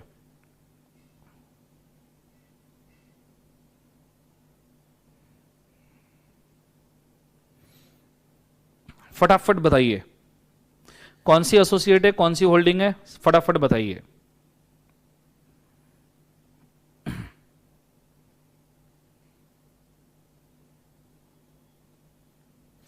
चलो, Sallu and Vivek are associate of hash. अभी सल्लू विवेक की, अभी और सल्लू विवेक, क्या लिख रहे हो? अभी is associate of Vivek, okay, और अभी is a subsidiary of hash, अभी इज एसोसिएटेड है, अभी limited, Sallu and Vivek is associate. क्या लिख रहे हो जिंदगी में? हाँ, क्या लिख रहे हो? ठीक है, क्या लिख रहे हो जिंदगी में? चलो अब बड़े अच्छे तरीके से ध्यान देना मैं क्या कह रहा हूं, एक एक रिलेशन देखते, एक एक। Ash limited to Sallu, Ash limited to Sallu, ये एसोसिएट है या ये सब्सिडरी है? तो ये एसोसिएट नहीं है क्योंकि ये सब्सिडरी है। क्योंकि देखो एसोसिएट के डेफिनेशन में भी ये बोला था कि भैया एसोसिएट बनने के लिए सब्सिडरी नहीं होना चाहिए, not a subsidiary, not a subsidiary. जो सब्सिडरी है उसको एसोसिएट नहीं बोला जा सकता। क्लियर है? ये चीज समझने के लिए भी थोड़ा सा मैं आपको परम ज्ञान दे दूं। एक let's take a simple example. A limited अगर बी लिमिटेड के अंदर 1 से लेके या 0.1 से लेके 20% तक होल्ड करता है या 99.99% तक होल्ड करता है तो यहां कोई रिलेशन नहीं है। अगर ये होल्ड करता है 20% से लेके 50% तक के, 20% से लेके 50% तक होल्ड करता है तो it is a relation of associate. फिर ए और बी एसोसिएट कंपनी हो गए। 1 से 19.99% नॉट एसोसिएट, पर 20 से 50% एसोसिएट, 50% से 50.1 या 01% से 50.01% या 50+1 शेयर ले लो आप, कोई दिक्कत नहीं। 50% +1 शेयर से लेके नियरली आप अगर बोलोगे तो 99.99% तक के it is a subsidiary, it is a subsidiary. And जब हो जाएगा 100%, it is a wholly owned subsidiary. WOS मतलब वोनली ओन सब्सिडरी। ये एक आप लाइन मान लो जो डेफिनेशन को समझाएगी। अगर आप 0.1% से 19.99% होल्ड कर रहे हो, आप कुछ नहीं हो, आप सिर्फ उस कंपनी में इन्वेस्टमेंट करके बैठे हो। This is just called as investment. ये चीज आपको कोई बताएगा नहीं, मैं आपको बता रहा हूं, बड़े अच्छे से समझना। जब आप 20% या उससे ज्यादा से लेके 50% तक होल्ड कर रहे हो, 50% भी होल्ड कर रहे हो तो भी आप एसोसिएट हो। 50% होल्ड करने से आप सब्सिडरी नहीं हो जाते, 50% होल्ड करते हो तो आप एसोसिएट ही होते हो। 50% प्लस 1 शेयर होल्ड करने से 99.99% जा रहे हो तो दिस इज सब्सिडरी। एंड 100% के ऊपर it is a wholly owned subsidiary. 100% पूरा ऊपर नहीं जा सकते, 100% लास्ट है, it is a wholly owned subsidiary. ये चीज को बड़े अच्छे तरीके से याद रखना। तो अगर मैं आपको बोलूं तो भैया ये चीज समझ में आई, तो भैया ऐश लिमिटेड सल्लू लिमिटेड की क्या है, तो भैया ऐश और सल्लू के बीच में रिलेशन है सब्सिडरी का। क्लियर है? फिर दूसरा, ऐश लिमिटेड और विवेक प्राइवेट लिमिटेड में क्या है, तो ये एसोसिएट भी नहीं है, ये भी सब्सिडरी ही है। फिर अगर मैं बोलूं सल्लू लिमिटेड और अभी लिमिटेड में क्या है, तो भैया ये एसोसिएट का रिलेशन है because of 25% of voting power hold किए है डायग्राम में। देखो आप जरा ठीक से देखोगे तो भैया अभी लिमिटेड में सल्लू लिमिटेड ने 25% वोटिंग पावर, जो सिग्निफिकेंट है एसोसिएट बनाने के लिए, तो एसोसिएट है। क्या यह सब्सिडरी है? नहीं।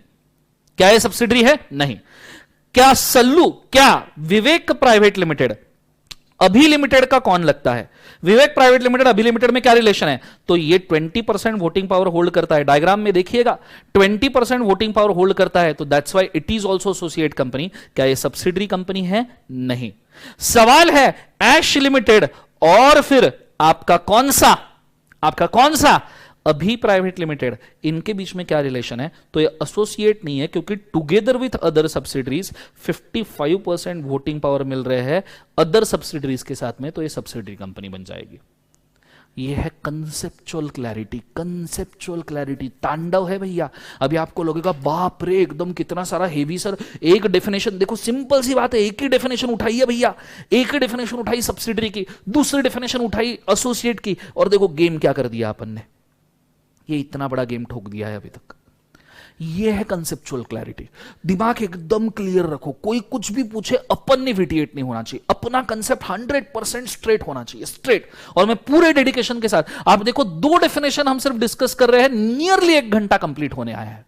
2 ही डेफिनेशन के ऊपर हम 1 घंटा दे रहे हैं बकायदा, कि आपको समझ में आना है, मतलब आना है। इतने डीप में सब्सिडरी और एसोसिएट किसी ने बनाए नहीं होंगे, ये तो सिर्फ मैं बता रहा हूं, अभी तो और एनालिसिस बाकी है थोड़ा बहुत, उसको भी मैं आपको समझाऊंगा काफी अच्छे से। पहले तो मुझे एक बात बताओ, ये समझ में आया क्या? ये समझ में आया क्या? ये बताइए मुझे। पहले मुझे ये चाहिए कि आपको ये समझ में आया क्या, ये डायग्राम समझ में आया क्या, ये साइड में जो लिखा मैंने भैया, कब एसोसिएट बनता है, कब सब्सिडरी बनता है, ये समझ में आया क्या? ये मुझे बताइए प्लीज कमेंट में। इसकी बहुत जरूरत है, समझना जरूरी है। ये चीज आपको बहुत आगे लेके जाएगी अगर आपको समझ में आएगी तो। फटाफट बताइए समझ में आया क्या? समझ में आया क्या? जबरदस्त तरीके से समझ में आया, नॉर्मल समझ में आया, जबरदस्त तरीके से समझ में आया? ठीक है, नॉर्मल समझ में आया, जबरदस्त तरीके से समझ में आया। इसको हम सम अप करेंगे, डोंट वरी। अभी दिमाग में बहुत ज्यादा स्कैटर्ड होगा, अपन इसको जमा करके लाएंगे, टेंशन लेने की जरूरत नहीं। मैं जिंदा है, टाइगर जिंदा है तो टाइगर समझाएगा, तुम्हारा भाई जिंदा है अभी तो समझाएगा, बिल्कुल समझाएगा। ठीक है, जिंदगी रूड है पर हम भी बड़े डूड है, ये चीज को याद रखना। चलो, शानदार, जबरदस्त, जिंदाबाद। अगर समझ में आया तो एक बार इसको थोड़ा सम अप कर लेते हैं, क्योंकि एनालिसिस के पहले सम अप करना जरूरी है। एनालिसिस के पहले सम अप करना तो जरूरी है। तो हमने सब्सिडरी शुरू किया था। सब्सिडरी लिखा है 2 सबसेक्शन नंबर 87 में। सब्सिडरी कंपनी 2 तरीके से बन सकता है, control the composition of board of director, या फिर 50% ऑफ वोटिंग पावर है। तो कंसेप्ट समझ में आ रहा है? Control the composition of board of director या 50% वोटिंग पावर, या दोनों सब्सिडरीज के थ्रू, या कोई भी सब्सिडरी के थ्रू भी अगर आपने होल्डिंग ले लिया तो वो सब्सिडरी कंपनी बन जाएगी। कंसेप्ट समझ में आया? ये सब्सिडरी का डेफिनेशन है। फिर हमने डेफिनेशन देखा किसका? एसोसिएट कंपनी का। एसोसिएट कंपनी में क्या है? When you have significant control, मतलब 20% वोटिंग पावर ही आया तो 20% वोटिंग पावर दिखाओ। सिग्निफिकेंट कंट्रोल 20% वोटिंग पावर किसी कंपनी में है, या फिर उस कंपनी के साथ आपका ज्वाइंट वेंचर है। ज्वाइंट वेंचर जॉइंट वेंचर, दो कंपनीज मिलकर जॉइंट वेंचर करे, सिग्निफिकेंट कंट्रोल और जॉइंट वेंचर है, तो वो एसोसिएट कंपनी बनती है। इसका मतलब है भैया 0.1% से लेकर 19.99% तक कुछ नहीं, it is just a investment. 20% से लेकर 50% it is a associate, 50% plus 1 से लेकर 99.99% subsidiary, and 100% wholly owned subsidiary. Wholly owned subsidiary मतलब उस कंपनी का 100% हम ही ने होल्ड करके रखा है। जैसे व्हाट्सएप का 100% शेयर होल्डिंग फेसबुक के पास है, जैसे टाटा स्टील्स ने कोरस कंपनी में 100% शेयर होल्डिंग उठा के रखा है, इंस्टाग्राम का 100% शेयर होल्डिंग फेसबुक के पास है, तो ये हो गई वोल्ली owned subsidiary, wholly owned subsidiary. और ये कंसेप्ट है आपका होल्डिंग सब्सिडरी एसोसिएट कंपनी का। ये कंसेप्ट है होल्डिंग सब्सिडरी एसोसिएट क्या होता है। और आपको पता है ये कंसेप्ट इतना फेमस है, इतना, हे भगवान मेरा लाइव स्ट्रीम बंद हो गया, मेरा मोबाइल ही बंद हो गया, 1 मिनट होल्ड करना प्लीज। आप तब तक ये लिखिए, मैं मेरा मोबाइल सेट करता हूं, ठीक है। ये ऊपर से लिखना शुरू कीजिएगा, फटाफट फटाफट नोट कीजिएगा, समय अपने पास कम है, फास्ट एकदम नोट कीजिएगा, तुरंत से भी पहले।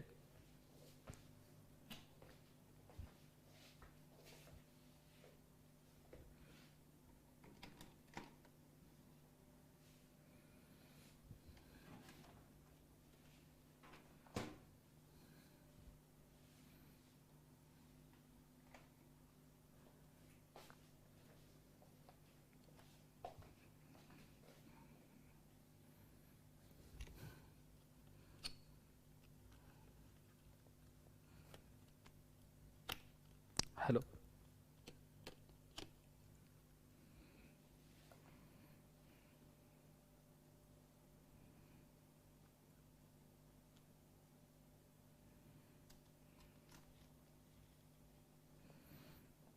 फटाफट लिख लीजिएगा। फिलहाल मैं कमेंट नहीं देख पाऊंगा, मेरा मोबाइल स्विच ऑफ हो चुका है बैटरी की वजह से।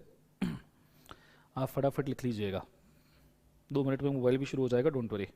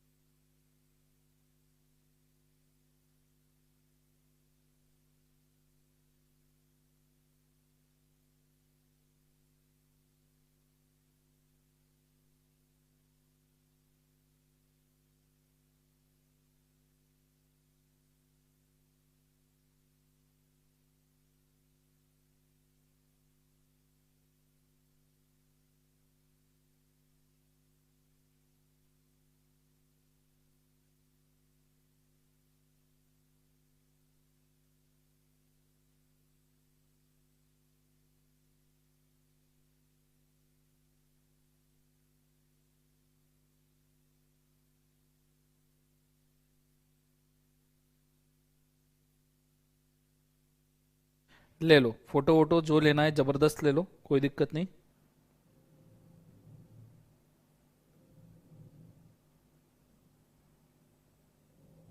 एक बार पूरा लिखना हो जाए तो डन करके बोल देना। मेरा चैट सिस्टम खुल चुका है तो मैं चैट्स देख सकता हूँ, डोंट वरी।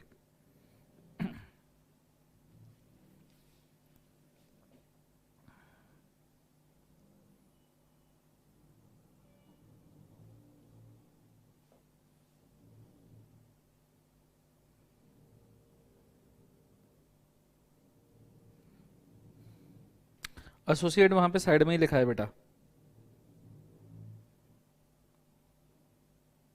सबका एक बार डन डना डन हो जाए फिर आगे बढ़ते हैं।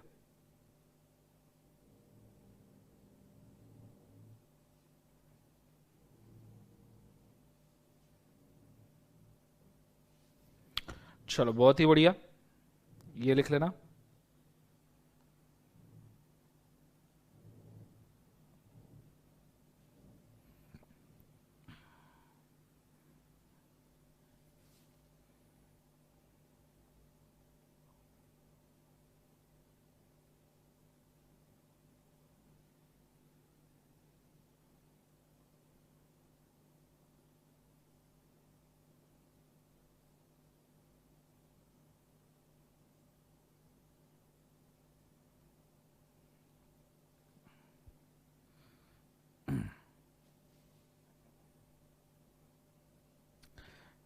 चलो हो गया सबका लिखना।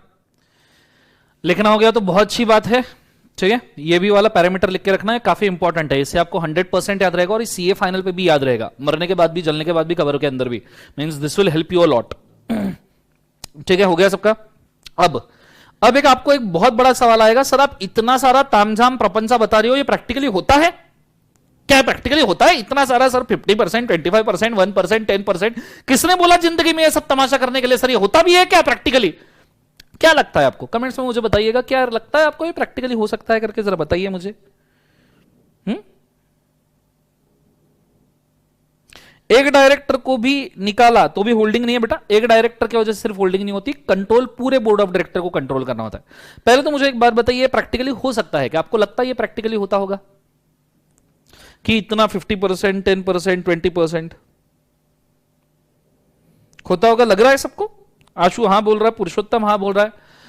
मेरा कमेंट सेक्शन थोड़ा यहां है इसलिए मैं स्क्रीन के बाहर जा रहा हूं, टेंशन मत लेना। लगता है आपको? अब आपको बताऊं, राघव नहीं बोल रहा है, हाँ होता होगा। अनुश्री को मालूम नहीं क्या चल रहा है। अविरल नो बोल रहा है। अब देखो मैं आपको प्रैक्टिकली बताता हूं कि इस कंसेप्ट का कितना इंपॉर्टेंस है प्रैक्टिकल सेंस में। देख लो, प्रैक्टिकली देख लो, हर चीज प्रैक्टिकली दिखाऊंगा मैं आपको। प्रैक्टिकली देख लो कि इस चीज का कितना इंपॉर्टेंस है, ठीक है। पहले तो मैं आपको एक्सप्लेन कर दूं टाटा ग्रुप क्या है, ठीक है। मैं आपको टाटा का ही स्ट्रक्चर दिखा रहा हूं ओवरऑल, जिससे आपको ये समझ में आए कि दर्शन सर बोल क्या रहे हैं, ठीक है। मुझे थोड़ा सा लैपटॉप ओपन करना पड़ेगा आपको इसको बहुत अच्छे से प्रैक्टिकली समझाने के लिए, ठीक है। तो मैं थोड़ा लैपटॉप ओपन कर दूं। अब देखिए ये टाटा ग्रुप का स्ट्रक्चर है। आपने सुना होगा टाटा सॉल्ट से लेके सॉफ्टवेयर तक सब कुछ बेच देता है। अब टाटा कहां से शुरू हुआ था ये चीज को थोड़ा सा याद रखना। टाटा के अंदर बहुत सारा ये है, अलग अलग लोग हैं जिन्होंने टाटा कंपनी फॉर्म किया था। That is Jamsetji Tata, he is the first person जिन्होंने फॉर्म किया था। जमशेदजी टाटा के दो बेटे थे, sir Dorabji Tata and sir Ratan Tata, ठीक है। रतन टाटा अभी जो आप देखते हो वो नहीं, ये वो रतन, अभी जो रतन टाटा है उनके ये दादाजी है। जमशेदजी टाटा के दो बेटे, तीन बेटे थे एक्चुअली, ठीक है। उसमें से दो जो मेन थे that is sir Dorabji Tata, Ratan Tata. Clear है कंसेप्ट?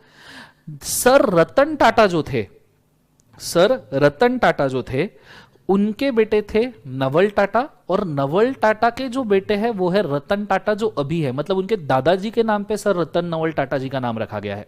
अभी जो आप रतन टाटा जी देखते हो ना, मेरे लिए तो आइडियलिस्टिक पर्सन है वो, तो सर रतन टाटा जी है ना, ये ओरिजिनल रतन टाटा जी के पोते हैं।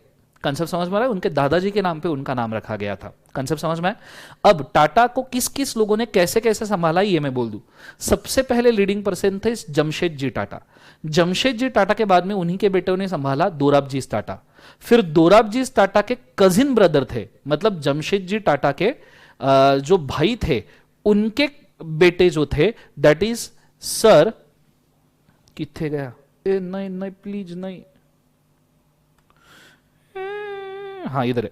सो इनके जो कजन ब्रदर थे, किसके, दोराबजी टाटा के, दैट इज नवरोजी टाटा जिनको कहते थे, उन्होंने फिर इस कंपनी को संभाला।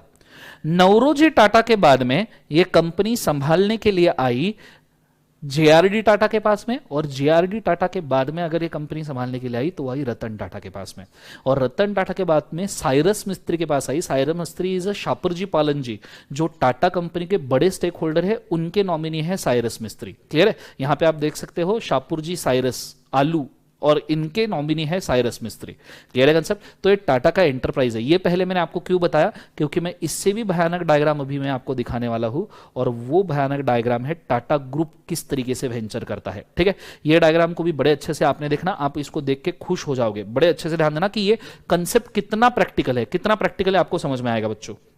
ठीक है, देखना, टाटा ट्रस्ट दो ट्रस्ट है, एक रतन टाटा ट्रस्ट और एक दोराबजी टाटा ट्रस्ट। ये जो ट्रस्ट है ना, इसमें दो ट्रस्ट है, रतन टाटा ट्रस्ट, दोराबजी टाटा ट्रस्ट, जो जमशेदजी टाटा के दो बेटे हैं। वो दो जो ट्रस्ट है, दोराबजी टाटा और रतन टाटा ट्रस्ट, जमशेदजी टाटा के बेटे, वो दो ट्रस्ट टाटा सन्स जो होल्डिंग कंपनी है ना, टाटा सन्स होल्डिंग कंपनी, उसमें 66% स्टेक रखते हैं। और वो दोनों ट्रस्ट फिलैंथ्रोपिक पर्पस के लिए काम में आती है, मतलब चैरिटी के लिए काम में आती है। तो टाटा सन्स का 66% प्रॉफिट हर साल चैरिटी के लिए यूज होता है। 2016 में टाटा का प्रॉफिट $108 बिलियन था, $108 बिलियन, जिसमें से नियरली $70 बिलियन सिर्फ डोनेशंस के लिए यूज किया गया रतन टाटा ट्रस्ट और दोराबजी टाटा ट्रस्ट से, जिसके चेयरमैन अभी के रतन टाटा है, तब के रतन टाटा नहीं, अभी के रतन टाटा है। और इसी टाटा सन्स में 34% स्टेक 2016 में था मिस्त्री फैमिली का, जिनका जो नॉमिनी था वो थे साइरस मिस्त्री। बीच में आपने सुना होगा साइरस मिस्त्री रतन टाटा के बीच में झगड़े हो गए, वो साइरस मिस्त्री इनके नॉमिनी थे, इसलिए उनको अपॉइंट किया गया था। अब ये जो टाटा सन्स होल्डिंग कंपनी है, थोड़ा सा देखते रहना कितने वेंचर्स होने वाले हैं, कितने वेंचर, आप दिमाग खराब हो जाएगा कि होल्डिंग सब्सिडियरी का कितना काम है। टाटा सन्स होल्डिंग कंपनी है, यह होल्डिंग कंपनी 9 अलग अलग लिस्टेड कंपनीज को फ्लोट करती है।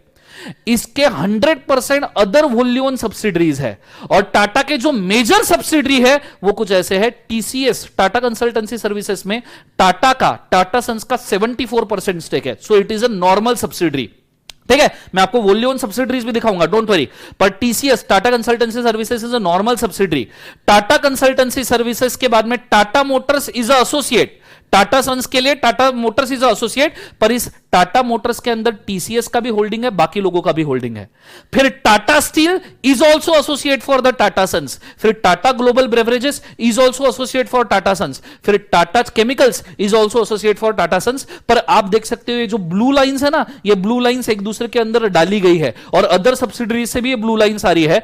तो Tata sons through their other subsidiaries also, ये सभी कंपनी में मोर देन 50% स्टेक लेता है। हमने देखा ना, थ्रू अदर सब्सिडरीज लिया तो भी सब्सिडरी हो जाता है। तो ये तरीके का स्ट्रक्चर है। इसमें भी अगर मैं आपको बताऊं टाटा ग्रुप का और स्ट्रक्चर, तो ये देखिए, ये और सिग्निफिकेंट स्ट्रक्चर आपको मैं दे रहा हूं। जो मैंने आपको छोटा स्ट्रक्चर दिया उसको ही बड़े पैमाने पे देखना। टाटा सन्स होल्डिंग कंपनी, जिसमें टाटा ट्रस्ट का 66% और शापुरजी पालन जी का 34% है, वो टाटा सन्स के कितने कितने वेंचर से कितने परसेंट सब्सिडरी देखो। टाटा सन्स का टाइटन 25% सब्सिडरी है। टाइटन कंपनी आपके वॉच वाली कंपनी 25% सब्सिडी, मतलब ये एसोसिएट है। फिर ट्रेंट करके कंपनी है 30% सब्सिडी, मतलब एसोसिएट है। फिर टाटा स्काई 62%, मतलब ये टोटल सब्सिडी है। टाटा रियलिटी ये 100% मतलब वोल्यून सब्सिडी है। उसके बाद में अगर मैं सुनते रहो, टाटा पावर प्लांट है जो पावर मैन्युफैक्चरिंग करता है, 32% एसोसिएट कंपनी है। फिर इसके बाद में अगर हम राइट साइड में जाए, आओ फिर टाटा सन्स क्या, टाटा ग्लोबल बेवरेजेस में 36% associate company. Tata Global beverages ने टेटली टी कंपनी पता है ना, टेटली और टाटा कॉफी, तो उसके अंदर 100% मतलब टाटा बेवरेजेस के लिए Tetley is 100% subsidiary. Tata Global beverages के लिए टाटा कॉफी इज 57% सब्सिडरी। फिर उसके बाद में टाटा सन्स का टीसीएस में 73% सब्सिडरी, जिसके लिए सीएमसी एक और सॉफ्टवेयर कंपनी है 100% सब्सिडरी है टीसीएस के लिए, मतलब टाटा सन्स के लिए हो गई सीएमसी सब सब्सिडरी। उसके बाद तो सिर्फ सुनते जाओ, तुम्हारा दिमाग खराब हो जाएगा टाटा का स्ट्रक्चर देख के। Tata Tele is a 66% subsidiary. Tata Tele Maharashtra it is also 66% subsidiary. उसके बाद में Tata Communication 44% associate company. Tata एक्सिल एलेक्सी दैट इज 45% सब्सिडरी। फिर उसके बाद में नीचे आ जाओ, Tata Chemicals 26% associate company, Tata Rallis 45% associate company, उसके बाद में Tata Motors 28% associate company, Tata Motors का 100% सब्सिडरी लैंड रोवर जैगुआर, जो क्रीम व्हीकल है, 70 लाख से गाड़ी शुरू होती है लैंड रोवर और जैगुआर की। टाटा वोल्टास, वोल्टास के एसीज आते हैं, वोल्टास के रेफ्रिजरेटर आते हैं, 27% सब्सिडरी। उसके बाद में टाटा स्टील 36% एसोसिएट, और यहां पे 100% कोरस सब्सिडरी टाटा स्टील का, मैंने अभी बोला था टाटा स्टील का और है 100%, नैट स्टील आसला में 43%, टाटा स्पॉन्ज आयन में 50%, टाटा मेटल लिंक्स में, टाटा सन्स का 26%, Indian Hotel Industry, blue diamond Taj hotel आपने सुना होगा, वो इंडियन होटल इंडस्ट्री का है। Tata AIG joint venture associate company 74% subsidiary है। उसके बाद में Tata Investment 70% subsidiary, Tata Capital 93% subsidiary, and Tata SIA ये है आपकी 51% सब्सिडरी। और ये इतने सारे वेंचर्स है जिसके अंदर टाटा ये कर रहा है। और मैं आपको ये भी बोलूं, इन सभी सब्सिडरीज के नीचे एक एक दो दो इंटरनेशनल सब्सिडरीज है। तो आपका ये जो कंसेप्ट है ना, सिर्फ कंसेप्ट नहीं है, ये बात है। इसके भरोसे पे टाटा जैसी बड़ी बड़ी कंपनी सब देशों में खुद के वेंचर्स लगा चुकी है। ये होता है होल्डिंग पर सब्सिडी। अब इसमें जो भी आपको 50% है उससे ऊपर 50% के ऊपर दिख रहा है वो सब्सिडी है, जो आपको 50% के नीचे है वो सब एसोसिएट है। ठीक है। और ये तो मैंने टाटा सन्स का सब में बोला, आपको शायद नहीं पता, ये भी बोल दूं, ये सभी सब्सिडरीज एक दूसरे में जंजाल बना के बैठी है, मकड़ी का जाला। आपको पता, मतलब इसको लिखने बैठे ना तो आपके 10 एक पेजेस भर जाएंगे कि कौन सी सब्सिडरी कौन से कंपनी के अंदर कितना होल्ड करिए। मतलब ये इधर के 4 कंपनीज इधर के 5-10 में होल्ड कर रही है, इधर के 5-10 इधर के 4-5 में, सब एक दूसरे में स्पाइडर वेब बना के छोड़ा है। इसलिए टाटा के किसी भी कंपनी को एक्वायर करना खतरे से खाली नहीं होता। दुनिया का कोई भी कंपनी आके टाटा मोटर को ऑफर नहीं देता या टाटा कंपनी को ऑफर नहीं देता तुम्हारी कंपनी खरीदने, बिकॉज उसको मालूम है इसके अंदर इतने जंजाल भरे पड़े हैं कि एक धागा खींचेंगे तो पूरा जाला साथ में आ जाएगा। ये बात है, ये इतना प्रैक्टिकल है। इस लेवल पे आपको समझ में आना चाहिए। ये इस लेवल पे अगर आपको समझ में आया तो काम की चीजें, अदरवाइज नहीं। अगर आपको इसका स्क्रीनशॉट निकालना है तो आप इसका स्क्रीनशॉट निकाल के रख सकते हो, या आपको आगे काम में आएगा कि आपने इसको प्रैक्टिकली पढ़ा है। गो फॉर इट फास्ट। और समझ में आएगा प्लीज मुझे बताइएगा।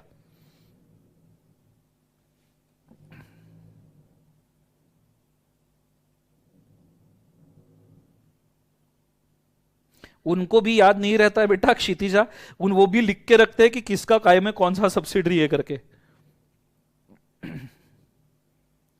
स्क्रीनशॉट निकाल लीजिएगा। और टाटा के जो डायरेक्टर्स है उनका भी कैसा लगा कंसेप्ट मेरे को जरूर बताना। तो ऐसे प्रैक्टिकल कंसेप्ट आगे पढ़ाते रहूं क्या, ये भी एक बताने वाली चीज है। आपके रिप्लाईज और रिव्यूज से ही समझ में आता है कि आगे इसको पढ़ाना चाहिए नहीं समझ में आना, पढ़ाना चाहिए। ये एक आपने स्क्रीनशॉट निकाला रहा होगा, तो ये भी एक स्क्रीनशॉट निकाल लीजिए समझने के लिए कि भैया कौन टाटा के अभी तक डायरेक्टर थे।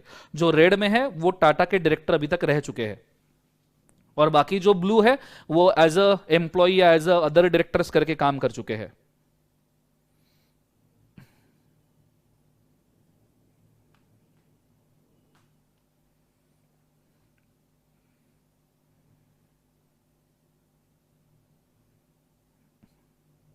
फोटो निकाल लिया सबने?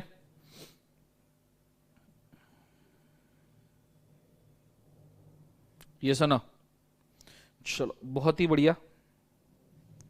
ये आपको समझ में आया होगा तो बहुत अच्छी बात है। और मैं आपको एक खास बात बताऊं बच्चों, ये आप खुद भी कर सकते हो, ये आप खुद करके देखो। अलग अलग कंपनीज का स्ट्रक्चर, जो बड़ी होल्डिंग कंपनीज है उनका देखो। ये टोटल पता है कितना कितना करोड़ों का कैपिटल है ये, मतलब ये इक्वेशन के बाहर है। बीच में टाटा का 25,000 करोड़ का, 25,000 करोड़ का सभी कंपनीज का कैपिटल इरोजन हुआ था। सभी कंपनीज के शेयर मार्केट में डाउन हो गए थे। रतन टाटा ने जब चेयरमैनशिप छोड़ा तो 25,000 करोड़ का कैपिटल डाउन हो गया था मार्केट का, मार्केट वैल्यू कम हो गई थी। टाटा को कोई फर्क नहीं पड़ा, कोई फर्क नहीं पड़ा। लगेच इमीडिएटली 6-7 महीने बाद वही कैपिटल 7-8 हजार करोड़ रुपए ऊपर आ चुका था। This is how the industry grows. ठीक है। एक आदमी ने, सिर्फ एक आदमी ने विजन देखा कि मेरे को इंडस्ट्री बनानी है, और उसका क्या हो गया आज, मतलब पेपर बुक लेके बैठना पड़ता है कि किसका कितने, किसके अंदर कितना होल्डिंग है, और कितनी एम्प्लॉयमेंट, कितने कंट्रीज, कितने वेंचर। भाई नमक से लेके सॉफ्टवेयर तक सब कुछ बना दे रहे हो आप। और टीसीएस ये इंडिया का सबसे बड़ा सॉफ्टवेयर कंपनी है, इन्फोसिस भी नहीं है, टीसीएस इंडिया का सबसे बड़ा सॉफ्टवेयर कंपनी है। ये चीज क्रेडिबल है। ऐसी कुछ जिंदगी में तुम चीज करो, ऐसी कोई चीज करो जिंदगी में तो मानूंगा मैं सच्ची में। ऐसा कुछ तो एक आधा स्टूडेंट तो कर दो ऐसा। मैंने तो मेरी जिंदगी में जितना कर सकता था मैंने कर दिया, ऐसा लग रहा है। ठीक है, मेरे तो ठीक है टारगेट खत्म हो गए। आपके टारगेट ऐसे होने चाहिए। मैं हो सकता है मेरे अंदर इतना दम ना हो ये करने का, पर आपके अंदर है, आपके पास पोटेंशियल है। आपकी एज ही क्या है, 19-20 साल आपकी एज है सिर्फ।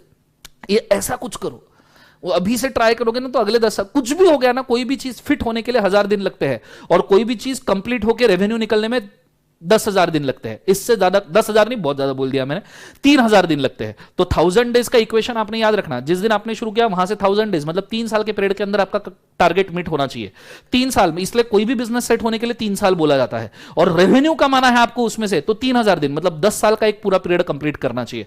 आप जिस भी एरिया में 10 साल अच्छे से कंप्लीट कर लेते हो, 90-80% सक्सेस रेशियो पे भी, उस एरिया में आप लेजेंड बन जाओगे। ये हमेशा की बात है, इस चीज को हमेशा याद रखना। ऐसा कुछ करो, ऐसा कुछ तो भी करो जिंदगी में कि बाद में जब मैं देखूं 20-25 साल बाद तो बोल सको ये भाई मेरे लाइव बैच के अंदर था, ये मेरा पेन ड्राइव स्टूडेंट था, ये मेरा, या ऐसे टीचर को फक्र होना चाहिए तुम्हारे ऊपर कि भाई क्या कर दिया जिंदगी के अंदर। ऐसा कुछ करो जिंदगी में, ठीक है। और सीए बनने के बाद सर हमने सीए कर लिया, बहुत हो गया, कुछ नहीं है सीए, सीए चिल्लर है इन सब लोगों के सामने। ये इतना सब देखने का तुमको लगता है सीए, कितने सीए होंगे इस पूरे वेंचर में, खोरे से सीए भर के रखे होंगे, डजन डजन भर उठाते होंगे चार्टर्ड अकाउंटेंट्स को। तो कुछ बड़ा सोचो, सीए तो करना ही है भाई, सीए तो टारगेट है ही लाइफ का, ये चीज को याद रखना अच्छे तरीके से। चलो मैं जाता हूं अपने वेंचर के ऊपर, लैपटॉप को थोड़ा सीधा कर दूं। आई होप सो कि ये कंसेप्ट आपको समझ में आया होगा, और ये अगर आपको कंसेप्ट समझ में आया होगा तो अब मेरे कुछ मेन सवाल है, अब ताबड़तोड़ सवाल, ऐसे कि जो घुस जाएंगे, ऐसे वाले सवाल पूछ रहा हूं, ठीक है। बहुत अच्छे से मेरे को इन सवालों का जवाब चाहिए बच्चों, उसके सिवा ये चीज आपको क्लियर नहीं होगी, ठीक है। 2-4 सवाल पूछ रहा हूं। सबसे पहला सवाल बड़े अच्छे से ध्यान देना। समझो कंपनी का नाम है, अच्छा सा नाम लेते हैं थोड़ा सा, जो अभी काफी फेमस हो, जो अभी काफी चर्चा में हो। ऐसा कोई नाम है जो अभी काफी चर्चा में हो, बहुत चल रहा हो, ठीक है। विराट कोहली को बच्चा हुआ, हाँ बहुत बढ़िया। Virat limited and Anushka limited, Virat limited and Anushka limited, इनको बच्चा हुआ तो इनके बोर्ड ऑफ डायरेक्टर थे, जिन बोर्ड ऑफ डायरेक्टर जो थे उनका नाम था विरुष्का। इनका नाम क्या था? विरुष्का। लिमिटेड नहीं, विरुष्का बोर्ड ऑफ डायरेक्टर का नाम था। एक डायरेक्टर का नाम था वीरू, दूसरे डायरेक्टर का नाम था शका। सो विरुष्का, 2 डायरेक्टर, 1-2। हालांकि बहुत 3-4 डायरेक्टर लगते हैं तो अपन 2-3 डायरेक्टर मतलब ले लो common board of director, Virushka भी मतलब ले लो कॉमन बोर्ड ऑफ डायरेक्टर। तो समझो 10 डायरेक्टर थे। ये 10 डायरेक्टर विराट लिमिटेड में भी डायरेक्टर है और अनुष्का लिमिटेड में भी 10 डायरेक्टर है, common directors, common board of directors. बहुत खतरनाक सवाल पूछ रहा हूं, कोई आंसर नहीं कर पाएगा। कॉमन बोर्ड ऑफ डायरेक्टर्स, मुझे इस चीज का जवाब देना, ये कंपनी एक दूसरे की क्या है? हम आपके, हस्बैंड वाइफ नहीं, नालायक, हस्बैंड वाइफ नहीं बोल रहा हूं। हम आपके है कौन? बताओ विराट लिमिटेड और अनुष्का लिमिटेड में क्या रिलेशन है अगर कॉमन बोर्ड ऑफ डायरेक्टर से? तो मुझे कमेंट्स में आंसर चाहिए बच्चों, फटाफट। टिकटॉक लिमिटेड, दिल,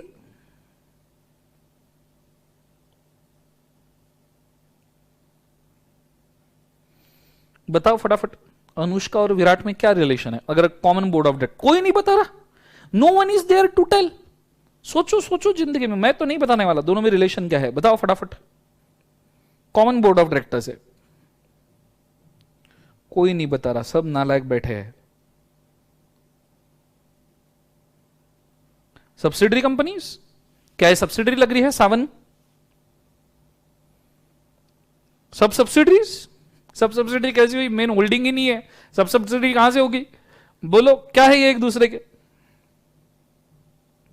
क्या है एक दूसरे के? बताओ फटाफट। सब्सिडरी है।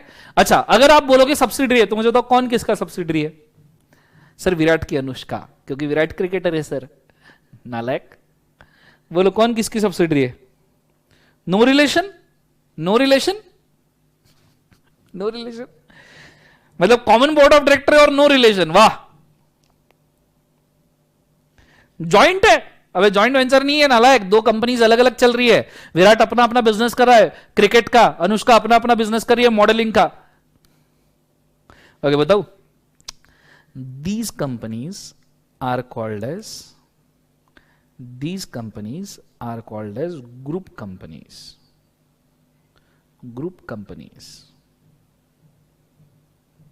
ठीक है, ये कंपनीज को हम ग्रुप कंपनीज कहते हैं बेटा। इनके बीच में ना होल्डिंग का रिलेशन है, ना सब्सिडरी का, ना एसोसिएट का, ना ही ये जॉइंट वेंचर, ये कुछ नहीं है, just common board of director है, तो it is called as group company. Group company मतलब अभी जो मैंने आपको टाटा का डायग्राम दिखा ना इतना सारा, उसमें कॉमन डायरेक्टर्स हो सकते हैं बहुत सारी जगह पे, हो सकता है कोई शेयर होल्डिंग ना हो, डायरेक्ट कोई शेयर होल्डिंग ना हो, इनडायरेक्ट हो सकता है कहीं से घूम के आया हो, पर डायरेक्टर अगर कॉमन है it is a group company. एक और कंसेप्ट पूछता हूं, अभी अभी हमने देखा कि भैया टाटा सन्स लिमिटेड जो है ना, टाटा सन्स लिमिटेड की एक सब्सिडरी है, that is a TCS, Tata consultancy services, ये एक सब्सिडरी है। और टाटा सन्स की दूसरी सब्सिडरी है, लेट्स अज्यूम दूसरी सब्सिडरी है Tata Motors limited, Tata Motors limited is अ दूसरी सब्सिडरी। ठीक है, ये एक और सवाल है, this question number 1, this question number 2।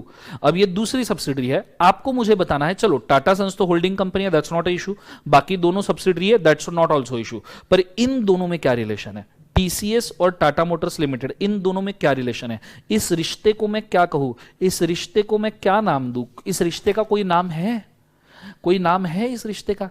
जैसे नॉर्मली आपके बीच में होता है ना कि भाई एक बहुत अच्छा बेस्ट, एक आदि बहुत अच्छी बेस्ट फ्रेंड होती है, या एक आदि लड़की का एक बहुत अच्छा बेस्ट फ्रेंड होता है, जिसके लिए कभी कभी एक सॉफ्ट कॉर्नर क्रिएट होना शुरू होता है, थोड़ा सा अफेक्शन होना, थोड़ा अट्रैक्शन होना शुरू होता है, फिर दोनों सोचते हैं कि इस रिश्ते को हम क्या नाम दे। वो बेस्ट फ्रेंड पे तो सेटल रहता है, पर बेस्ट फ्रेंड से कुछ ज्यादा रहता है, ठीक है, और प्यार से कुछ कम रहता है। वो गुलाबी गुलाबी सा पीरियड जब एक दूसरे के प्रति काफी अच्छी चीजें लगना शुरू होती है, वो पीरियड जब एक दूसरे के प्रति सब अच्छा दिखना शुरू होता है, इस रिश्ते को मैं क्या नाम दूं? ये दोनों के बीच में वही रिश्ता है, डायरेक्ट कोई रिलेशन नहीं है, हाँ फ्रेंडशिप है, पर फ्रेंडशिप से कुछ ज्यादा है। फ्रेंडशिप तो भैया कॉम्पिटिटर से भी हो जाती है, तो यहां फ्रेंडशिप से कुछ ज्यादा है, पर रिश्ते से कुछ कम है। इसको क्या कहते हैं? Anyone can tell me? चलो बहुत बढ़िया, मामाची मुलगी आपली नहीं नालायक, हाँ मामाची मुलगी आपली, बहुत बढ़िया, मामाची मुलगी आपली, सही जा रहे हो, सही जा रहे हो। तो इस रिश्ते को नाम है सिस्टर कंसर्न, सिस्टर कंसर्न, मामाची मुलगी आपली। कंसेप्ट समझ में आया? This is called sister concern. एक ही होल्डिंग के जब दो सब्सिडरीज होती है, 2000 सिस्टर कंसर्न, एक होल्डिंग के 10 सब्सिडरीज, 10 के 10 sister concern. Sir sister concern ही क्यों, इसको सर ब्रदर कंसर्न क्यों नहीं बोलते? Why not brother concern? बेटा वो कंपनी है, हम कंपनी को स्त्रीलिंग मानते हैं, कंपनी थी, कंपनी बनी, कंपनी मिट गई, ऐसे नहीं बोलते कंपनी था, कंपनी बना, कंपनी मिट गया। आंसर, कंपनी थी, बनी, मिट गई, स्त्रीलिंगी है, इसलिए सिस्टर कंसर्न। अगर था, बना, मिट गया ये बोलते तो ब्रदर कंसर्न बोलते। और नॉर्मल मार्केट में स्त्रीलिंगी ही चलता है, sister concern. Woman dominant society, हम इक्वलिटी की बात करते हैं तो ऑब्वियस ही बात है, स्त्रीलिंगी, सिस्टर कंसर्न। कंसेप्ट समझ में आ रहा है सबको? हाँ है ना? एकदम फालतू रीजन दिया, I am very sorry, but this is a sister concern. तो ये डेफिनेशन है ग्रुप कंपनीज का। ग्रुप मतलब एक ही ग्रुप के सब कंपनी, ये सिस्टर कंसर्न। ये ऊपर आपका डेफिनेशन रहा बच्चों एसोसिएट का, ये आपका डेफिनेशन रहा बच्चों सब्सिडरी का, और ये ऊपर रही होल्डिंग कंपनी। यहां आपके holding, subsidiary, associate, sister concern, group companies, ये सब होता है खत्म। कंसेप्ट समझ में आया? सही है, तो ये दो चीजें लिख के रखो, और सब चीजों को एक बार याद कर लो। Go for it fast.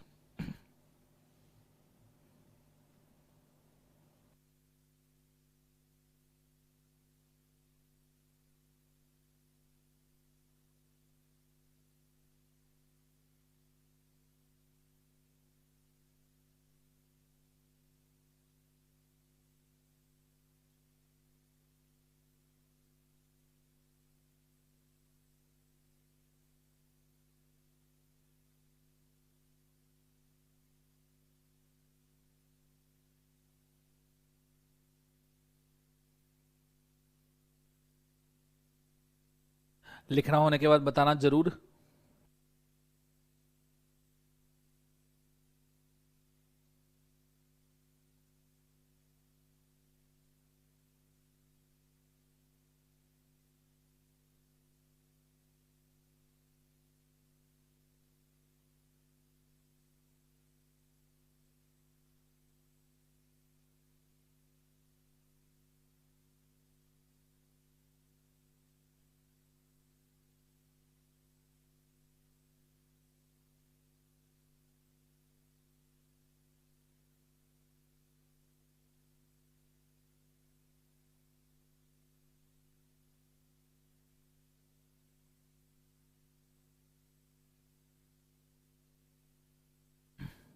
आशु बेटा थैंक यू सो मच। हो गया सबका, लिख लिया सबने?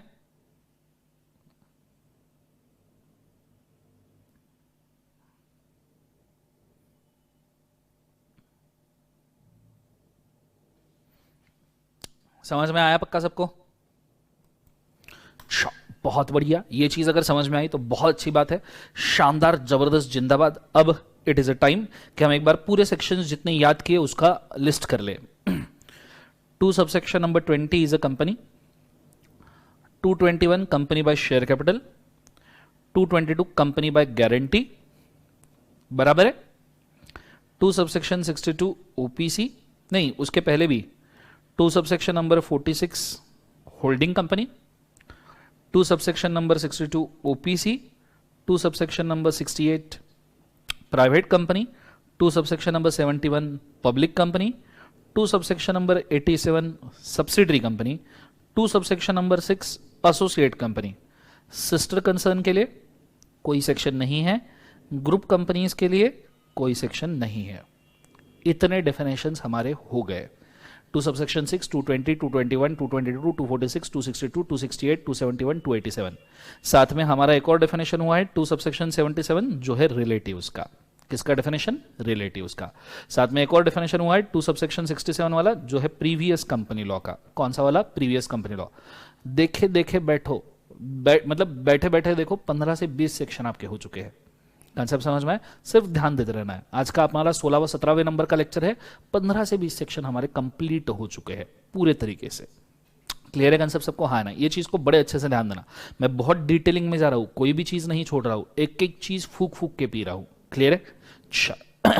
सो होल्डिंग सब्सिडरी एसोसिएट यहां पे आपका खत्म होता है, और होल्डिंग सब्सिडरी एसोसिएट के कुछ क्वेश्चंस मैंने आपके बुक में दिए हैं, उनको थोड़ा सा एक बार मैं एंटरटेन कर लूं यहां पे।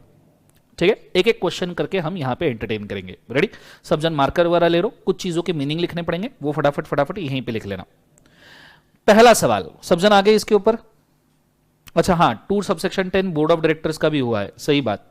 जिसने भी बोला 2 subsection 10 board of director, that is a collective body of directors का भी हुआ है। 9 वगैरह नहीं ले रहे, फिलहाल हमने सिर्फ डेफिनेशन सेक्शन लिए है।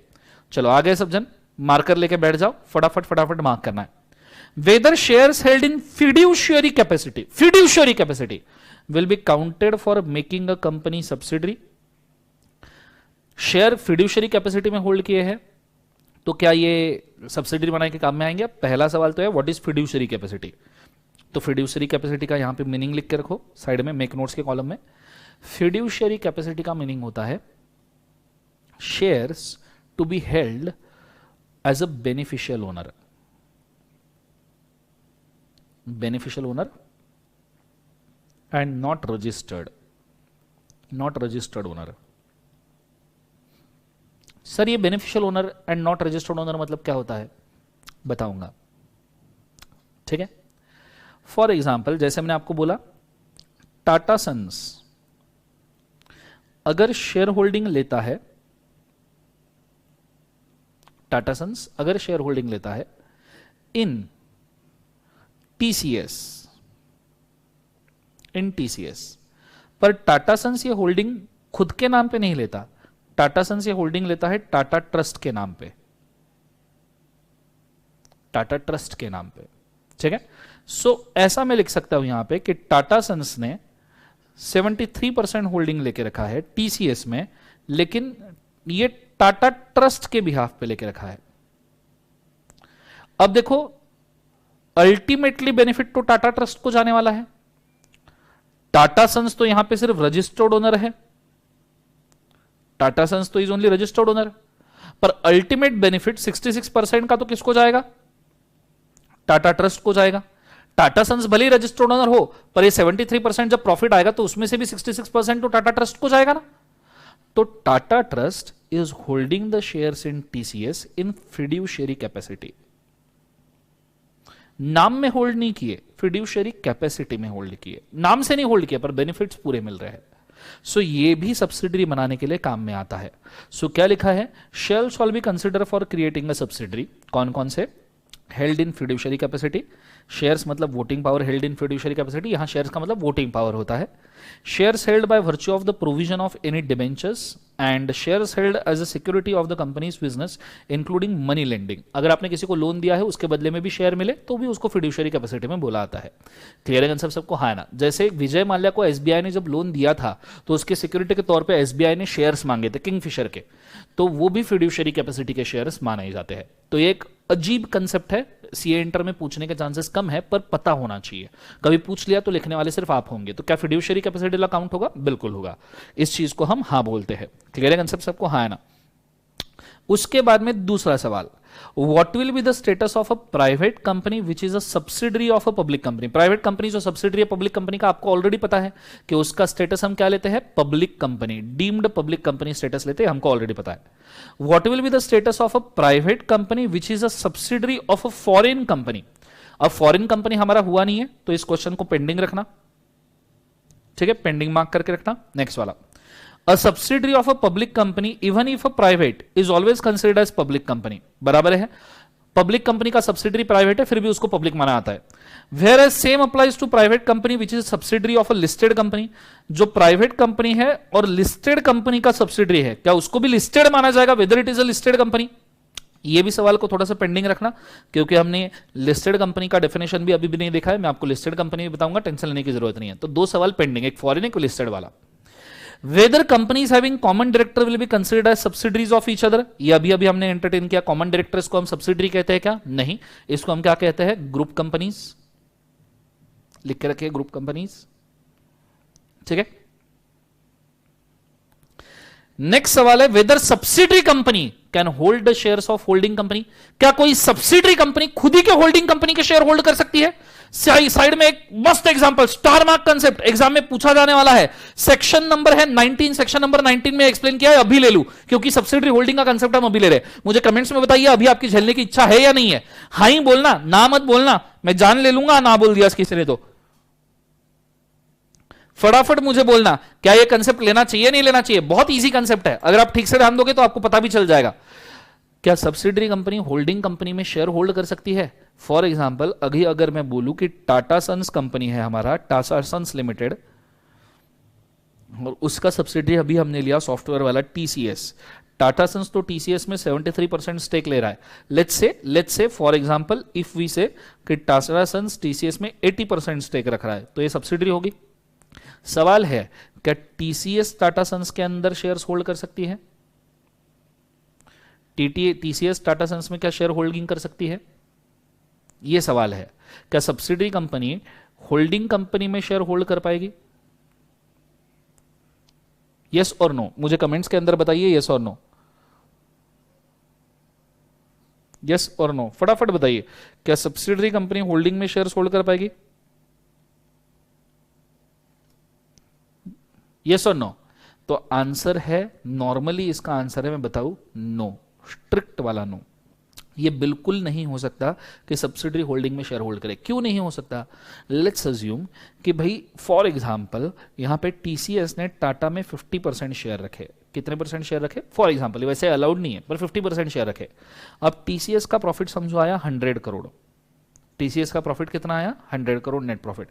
तो इसका 80% मतलब 80 करोड़ टाटा को देना पड़ेगा, टाटा सन्स को, क्योंकि 80% है ना, तो 80 करोड़ टाटा सन्स को, पर उसमें तो 50% टीसीएस होल्ड करता है, तो 80 में से 40 करोड़ वापस टीसीएस को आएंगे।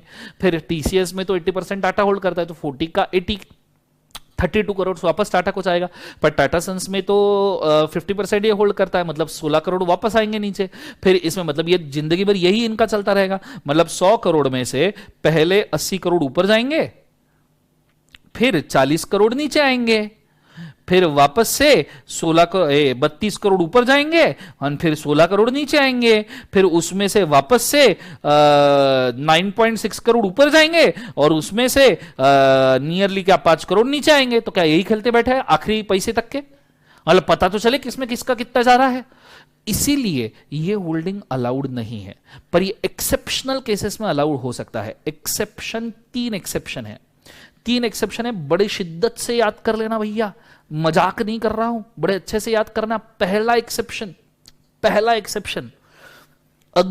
अगर आपने इनको होल्ड किया एज अ नॉमिनी। आप अगर ये शेयर होल्ड कर रहे हो एज अ नॉमिनी, ठीक है, एज अ नॉमिनी मतलब कैसे कि भैया टाटा सन्स के शेयर्स रतन टाटा जी के पास थे 20%, रतन टाटा जी के पास 20% टाटा सन्स के शेयर्स थे। Let's take example, Tata sons के अंदर का सब्सिडरी ऑलरेडी टीसीएस था, 80% सब्सिडरी ऑलरेडी टीसीएस था। अब रतन टाटा जी के पास में इसके 20% शेयर थे, रतन टाटा जी अलग मेंबर है, तो 80% टीसीएस और 20% रतन टाटा। अब रतन टाटा जी ने नॉमिनी डिक्लेयर कर दिया टीसीएस कंपनी को कि बोले मैं जब गुजर जाऊंगा, ऐसा ना हो, पर अगर रतन टाटा जी गुजर गए और उन्होंने नॉमिनी डिक्लेयर किया है टीसीएस को, तो ये 20% शेयर किसको ट्रांसफर किए जाएंगे? टीसीएस को ट्रांसफर किए जाएंगे। तो ये 20% जब टीसीएस में आएंगे तो subsidiary company is holding 20% shares in Tata sons holding company. तो ये तरीके से चलेगा, एज अ नॉमिनी चलेगा। दूसरा, एज अ ट्रस्टी चलेगा। एज अ क्या चलेगा? ट्रस्टी। मैं नॉमिनी एक बार वापस से एक्सप्लेन कर दूं। टाटा सन्स का 80% टीसीएस होल्ड कर रहा है, टाटा सन्स का 20% रतन टाटा होल्ड कर रहे हैं, पर रतन टाटा को as a nominee, Ratan Tata को तो बेटा वगैरह कोई नहीं है, तो रतन टाटा ने as a nominee TCS declare किया कि बोले मेरे जितनी प्रॉपर्टी है टीसीएस कंपनी में दे दी जाएगी। तो रतन टाटा जी जब गुजर गए तो उनका 20% जो था टाटा सन्स का, वो टीसीएस को दे दिया गया। तो अब टीसीएस टाटा सन्स में 20% होल्ड कर रहा है। क्यों? क्योंकि वो रतन टाटा जी के थ्रू आया है एज अ नॉमिनी। क्लियर है? दूसरा, as a trustee. As a trustee मतलब क्या कि भैया बेनिफिट कोई और ले रहा है और आप सिर्फ शेयर होल्ड करके बैठे हो, आप सिर्फ शेयर होल्ड करके बैठे हो। फॉर एग्जाम्पल, टाटा सन्स, ठीक है, टाटा सन्स के अंदर टाटा सन्स ने खुद का जो शेयर का बेनिफिट था, टाटा सन्स का मतलब लेट्स टेक एन अंडरस्टैंडिंग, इसको थोड़ा समझाना मुश्किल है तो थोड़ा आराम से आते हैं। टाटा सन्स को ना खुद का 50% प्रॉफिट या 66% प्रॉफिट, आपने अभी 66% देखा, सो 66% जो टाटा सन्स का प्रॉफिट होता है वो टाटा सन्स को ट्रांसफर करना पड़ता है ट्रस्ट में। वो टाटा सन्स को ट्रांसफर करना है ट्रस्ट में, पर टाटा सन्स कंपनी के पास समय नहीं है, वो ये 66% प्रॉफिट ट्रांसफर करेगी, मैनेजमेंट देखेगी, एडमिनिस्ट्रेशन देखेगी ट्रस्ट का, तो टाटा सन्स के पास समय नहीं है। तो टाटा सन्स ने क्या किया, ये ट्रस्ट को मैनेज करने के लिए टीसीएस को अपॉइंट किया। ट्रस्ट के मैनेजमेंट के लिए किसको अपॉइंट किया? टीसीएस को अपॉइंट किया। मैनेजमेंट दे दिया टीसीएस के हाथ में, ठीक है। जिस टीसीएस में टाटा सन्स 80% होल्ड कर रहे थे, बहुत कॉम्प्लेक्स है, कान खोल के सुनना। टाटा सन्स को 66% प्रॉफिट देना पड़ता है ट्रस्ट में, ठीक है, ट्रस्ट में देना पड़ता है, पर ट्रस्ट मैनेज करने के लिए टाटा के पास समय नहीं है, इसलिए टाटा सन्स ने टीसीएस को अपॉइंट किया मैनेज करने के लिए। किसको अपॉइंट किया मैनेज करने के लिए? टीसीएस को। और जिस टीसीएस में टाटा सन्स 80% होल्ड कर रहे थे, तो it is as good as subsidiary, पर टीसीएस ट्रस्ट को मैनेज कर रहा था, तो ये 66% जो टाटा सन्स के शेयर थे वो भी मैनेज टीसीएस ही कर रहा था, क्योंकि ट्रस्ट को मैनेज कर रहा है, तो जो 66% टाटा के शेयर है वो भी तो टीसीएस ही मैनेज करेगा। अगर ट्रस्ट मैनेज कर रहा है तो ट्रस्ट जो टाटा सन्स में शेयर रख रही है 66%, वो भी तो टीसीएस ही मैनेज करेगा। समझ में आ रहा है? तो यहां टीसीएस हो गया ट्रस्टी। टीसीएस क्या हो गया? ट्रस्टी। टाटा ट्रस्ट के लिए टीसीएस इज अ ट्रस्टी, जो टाटा सन्स के 66% शेयर होल्ड कर रहे हैं just to manage on behalf of trust. एक बार वापस एक्सप्लेन करता हूं, ये बड़ा कॉम्प्लेक्स है, ये नॉर्मली कोई समझा नहीं पाता, फिर भी एक बार बोलता हूं। टाटा सन्स के अंदर 66% होल्डिंग किसका है? ट्रस्ट का, पर टाटा सन्स मैनेज नहीं कर पा रहा था, ट्रस्ट मैनेज नहीं कर रही थी, तो टाटा सन्स ने ट्रस्टी किसको अपॉइंट किया? टीसीएस को, और बोले तू मैनेज कर इस ट्रस्ट को। टीसीएस को अपॉइंट करके बोले ये ट्रस्ट को तू मैनेज कर, टाटा ट्रस्ट को मैनेज कर। अब TCS is a subsidiary of Tata, और ये ट्रस्ट तो ऑलरेडी 66% होल्ड कर रहा है, तो मैनेज करने के लिए 66% होल्डिंग एज ए ट्रस्टी कौन संभाल रहा है? टीसीएस। पर इस 66% होल्डिंग का पूरा बेनिफिट ट्रस्ट को जाएगा। ये काफी कॉम्प्लेक्स है, इसको अगर नहीं समझा तो वापस बैकअप लेक्चर्स में 4 बार बात सुनना। एक और बार बोलता हूं, वापस सुनना। टाटा सन्स में 66% होल्डिंग किसका है? ट्रस्ट का। ये ट्रस्ट टाटा सन्स मैनेज कर पा रहे थे क्या? नहीं, तो इन्होंने मैनेजमेंट किसके हाथ में दे दिया? टीसीएस। टीसीएस कौन है? टाटा की सब्सिडरी। अब ट्रस्ट का मैनेजमेंट हाथ में आया तो ट्रस्ट का होल्डिंग भी टीसीएस के हाथ में आया एज ए ट्रस्टी, तो कितना होल्डिंग है 66%। तो इस तरीके से as a trustee TCS is holding 66% in Tata sons, बस जिसका एक्चुअल बेनिफिट ट्रस्ट को जा रहा है। एक और बार समझाऊंगा, टाटा सन्स के अंदर 66% कौन होल्ड करता है? टाटा ट्रस्ट। ये टाटा ट्रस्ट में मैनेजमेंट हो सकता है क्या? नहीं। फिर टाटा सन्स बोलता है टीसीएस को कि तू मेरा सब्सिडरी है तो ये ट्रस्ट को भी मैनेज कर ले। तो टीसीएस बोले हां, अब टीसीएस ट्रस्ट को मैनेज कर रहा है, जो सब्सिडरी है टाटा सन्स का, तो उसके शेयर होल्डिंग को भी मैनेज करेगा। तो टीसीएस 66% शेयर होल्डिंग मैनेज कर रहा है टाटा सन्स का ऑन बिहाफ ऑफ ट्रस्ट, जो है टाटा ट्रस्ट।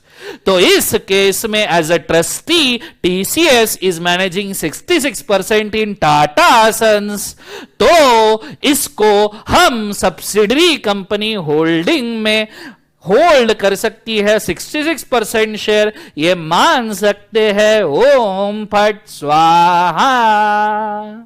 समझ में आ रहा है मैं क्या कह रहा हूं? ये चीज को एक और बार समझा दो, एक और। तो मित्रों, टाटा सन्स की सब्सिडी, टाटा सन्स में 66% होल्ड कर रहा है टाटा ट्रस्ट।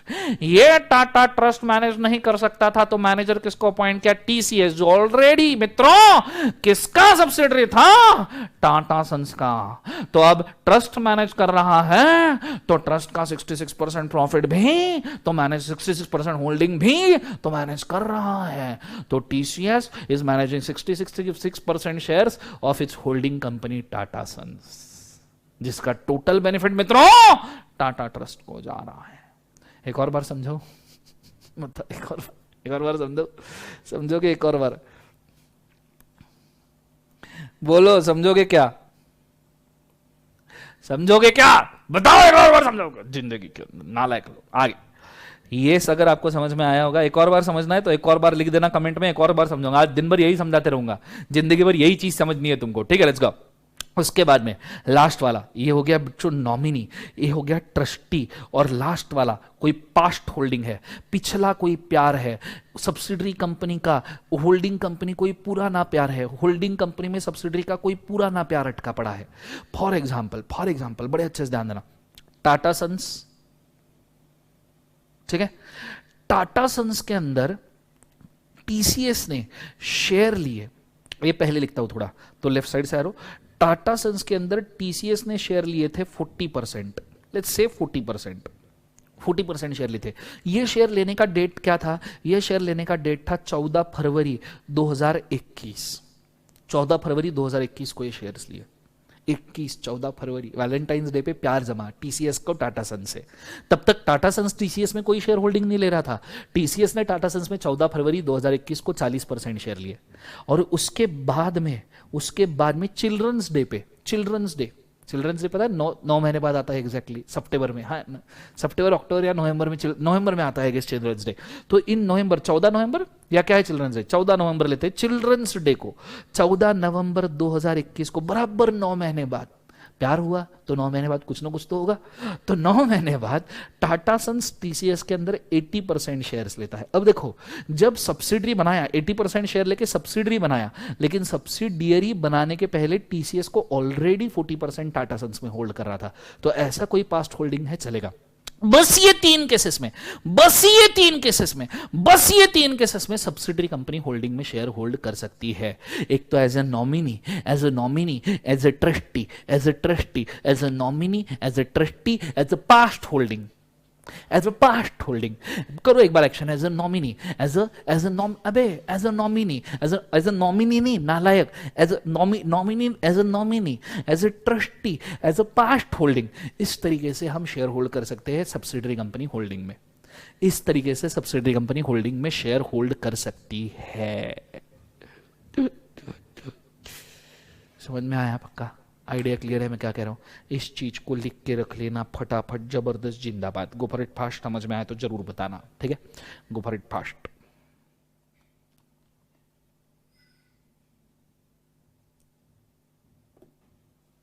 हाँ, टाटा सन्स ट्रस्टी नहीं है बेटा, टीसीएस ट्रस्टी है।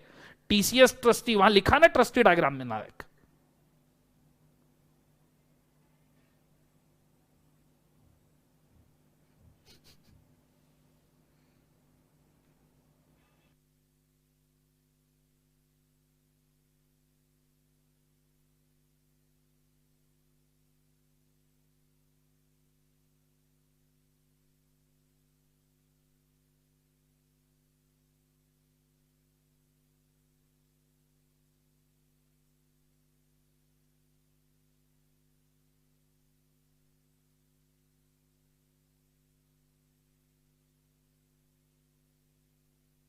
लिखना होने के बाद बता देना मेरे को। एक और सेक्शन हमने पढ़ लिया, यह है section 19, whether subsidiary can hold share in holding company. ऊपर मस्त सवाल लिख के रखना, whether subsidiary can hold shares in holding company.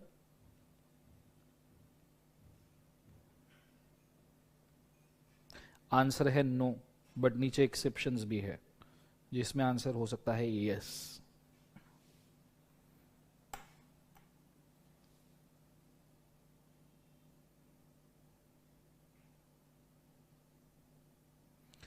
छोटे दर्शन सर उधर घूम रहे हैं जिंदगी के अंदर, मस्ती कर रहे हैं, तमाशे कर रहे हैं फिलहाल।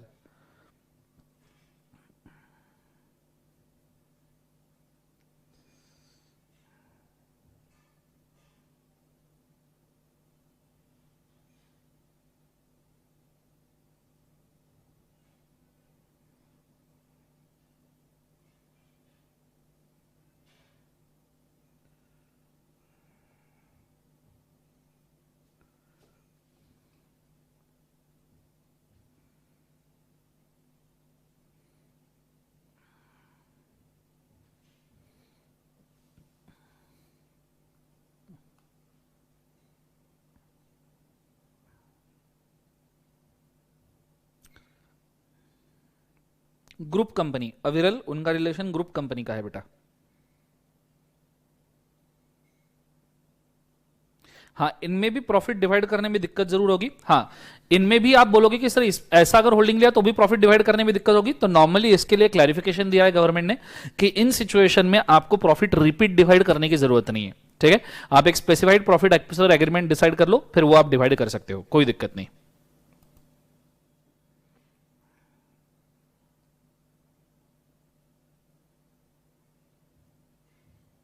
पास्ट होल्डिंग बोला है बेटा, जब आप सब्सिडरी बने, डेट देखो, डेट के हिसाब से जाओ। 14 फरवरी को टीसीएस ने टाटा सन्स में होल्ड किया 2021 को, और 14 नवंबर को टाटा सन्स ने टीसीएस को सब्सिडरी बनाया।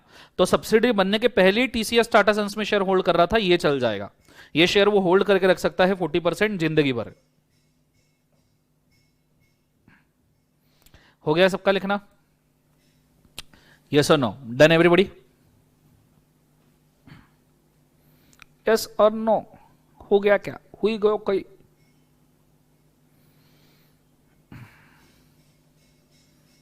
हुई गयो कोई? चलो, सो अगर हो गया होगा लिखना तो 2 घंटे होते हैं, 1 घंटा 55 मिनट हो चुके हैं आज के लिए। फिर हम इतना काफी करते हैं। लेक्चर आई गेस आपको पसंद आया होगा। गूगल ड्राइव के ऊपर ये लेक्चर आज शाम या कल सवेरे अपलोड हो जाएगा। लाइव स्ट्रीमिंग वालों को बोल रहा हूँ, बाकी जो गूगल ड्राइव से डाउनलोड कर रहे हो उनको तो क्या ही बोलूँ, हाय गूगल ड्राइव, हाय पेन ड्राइव, हाय। ठीक है, तो ये चीज को अच्छे तरीके से याद रखना। चलो आज के लिए काफी करते हैं। Solve for today, have a nice day. Darshan Khade signing out, good day, God bless you, take care. Rare वाला पॉइंट सब्सिडरी में बाकी है, वो हम कर लेंगे, टेंशन मत लो। ठीक है, लेयर वाला पॉइंट बाकी है, वो कर लेंगे, चिंता मत करो। चिंता चिंता चीता चीता मत करो।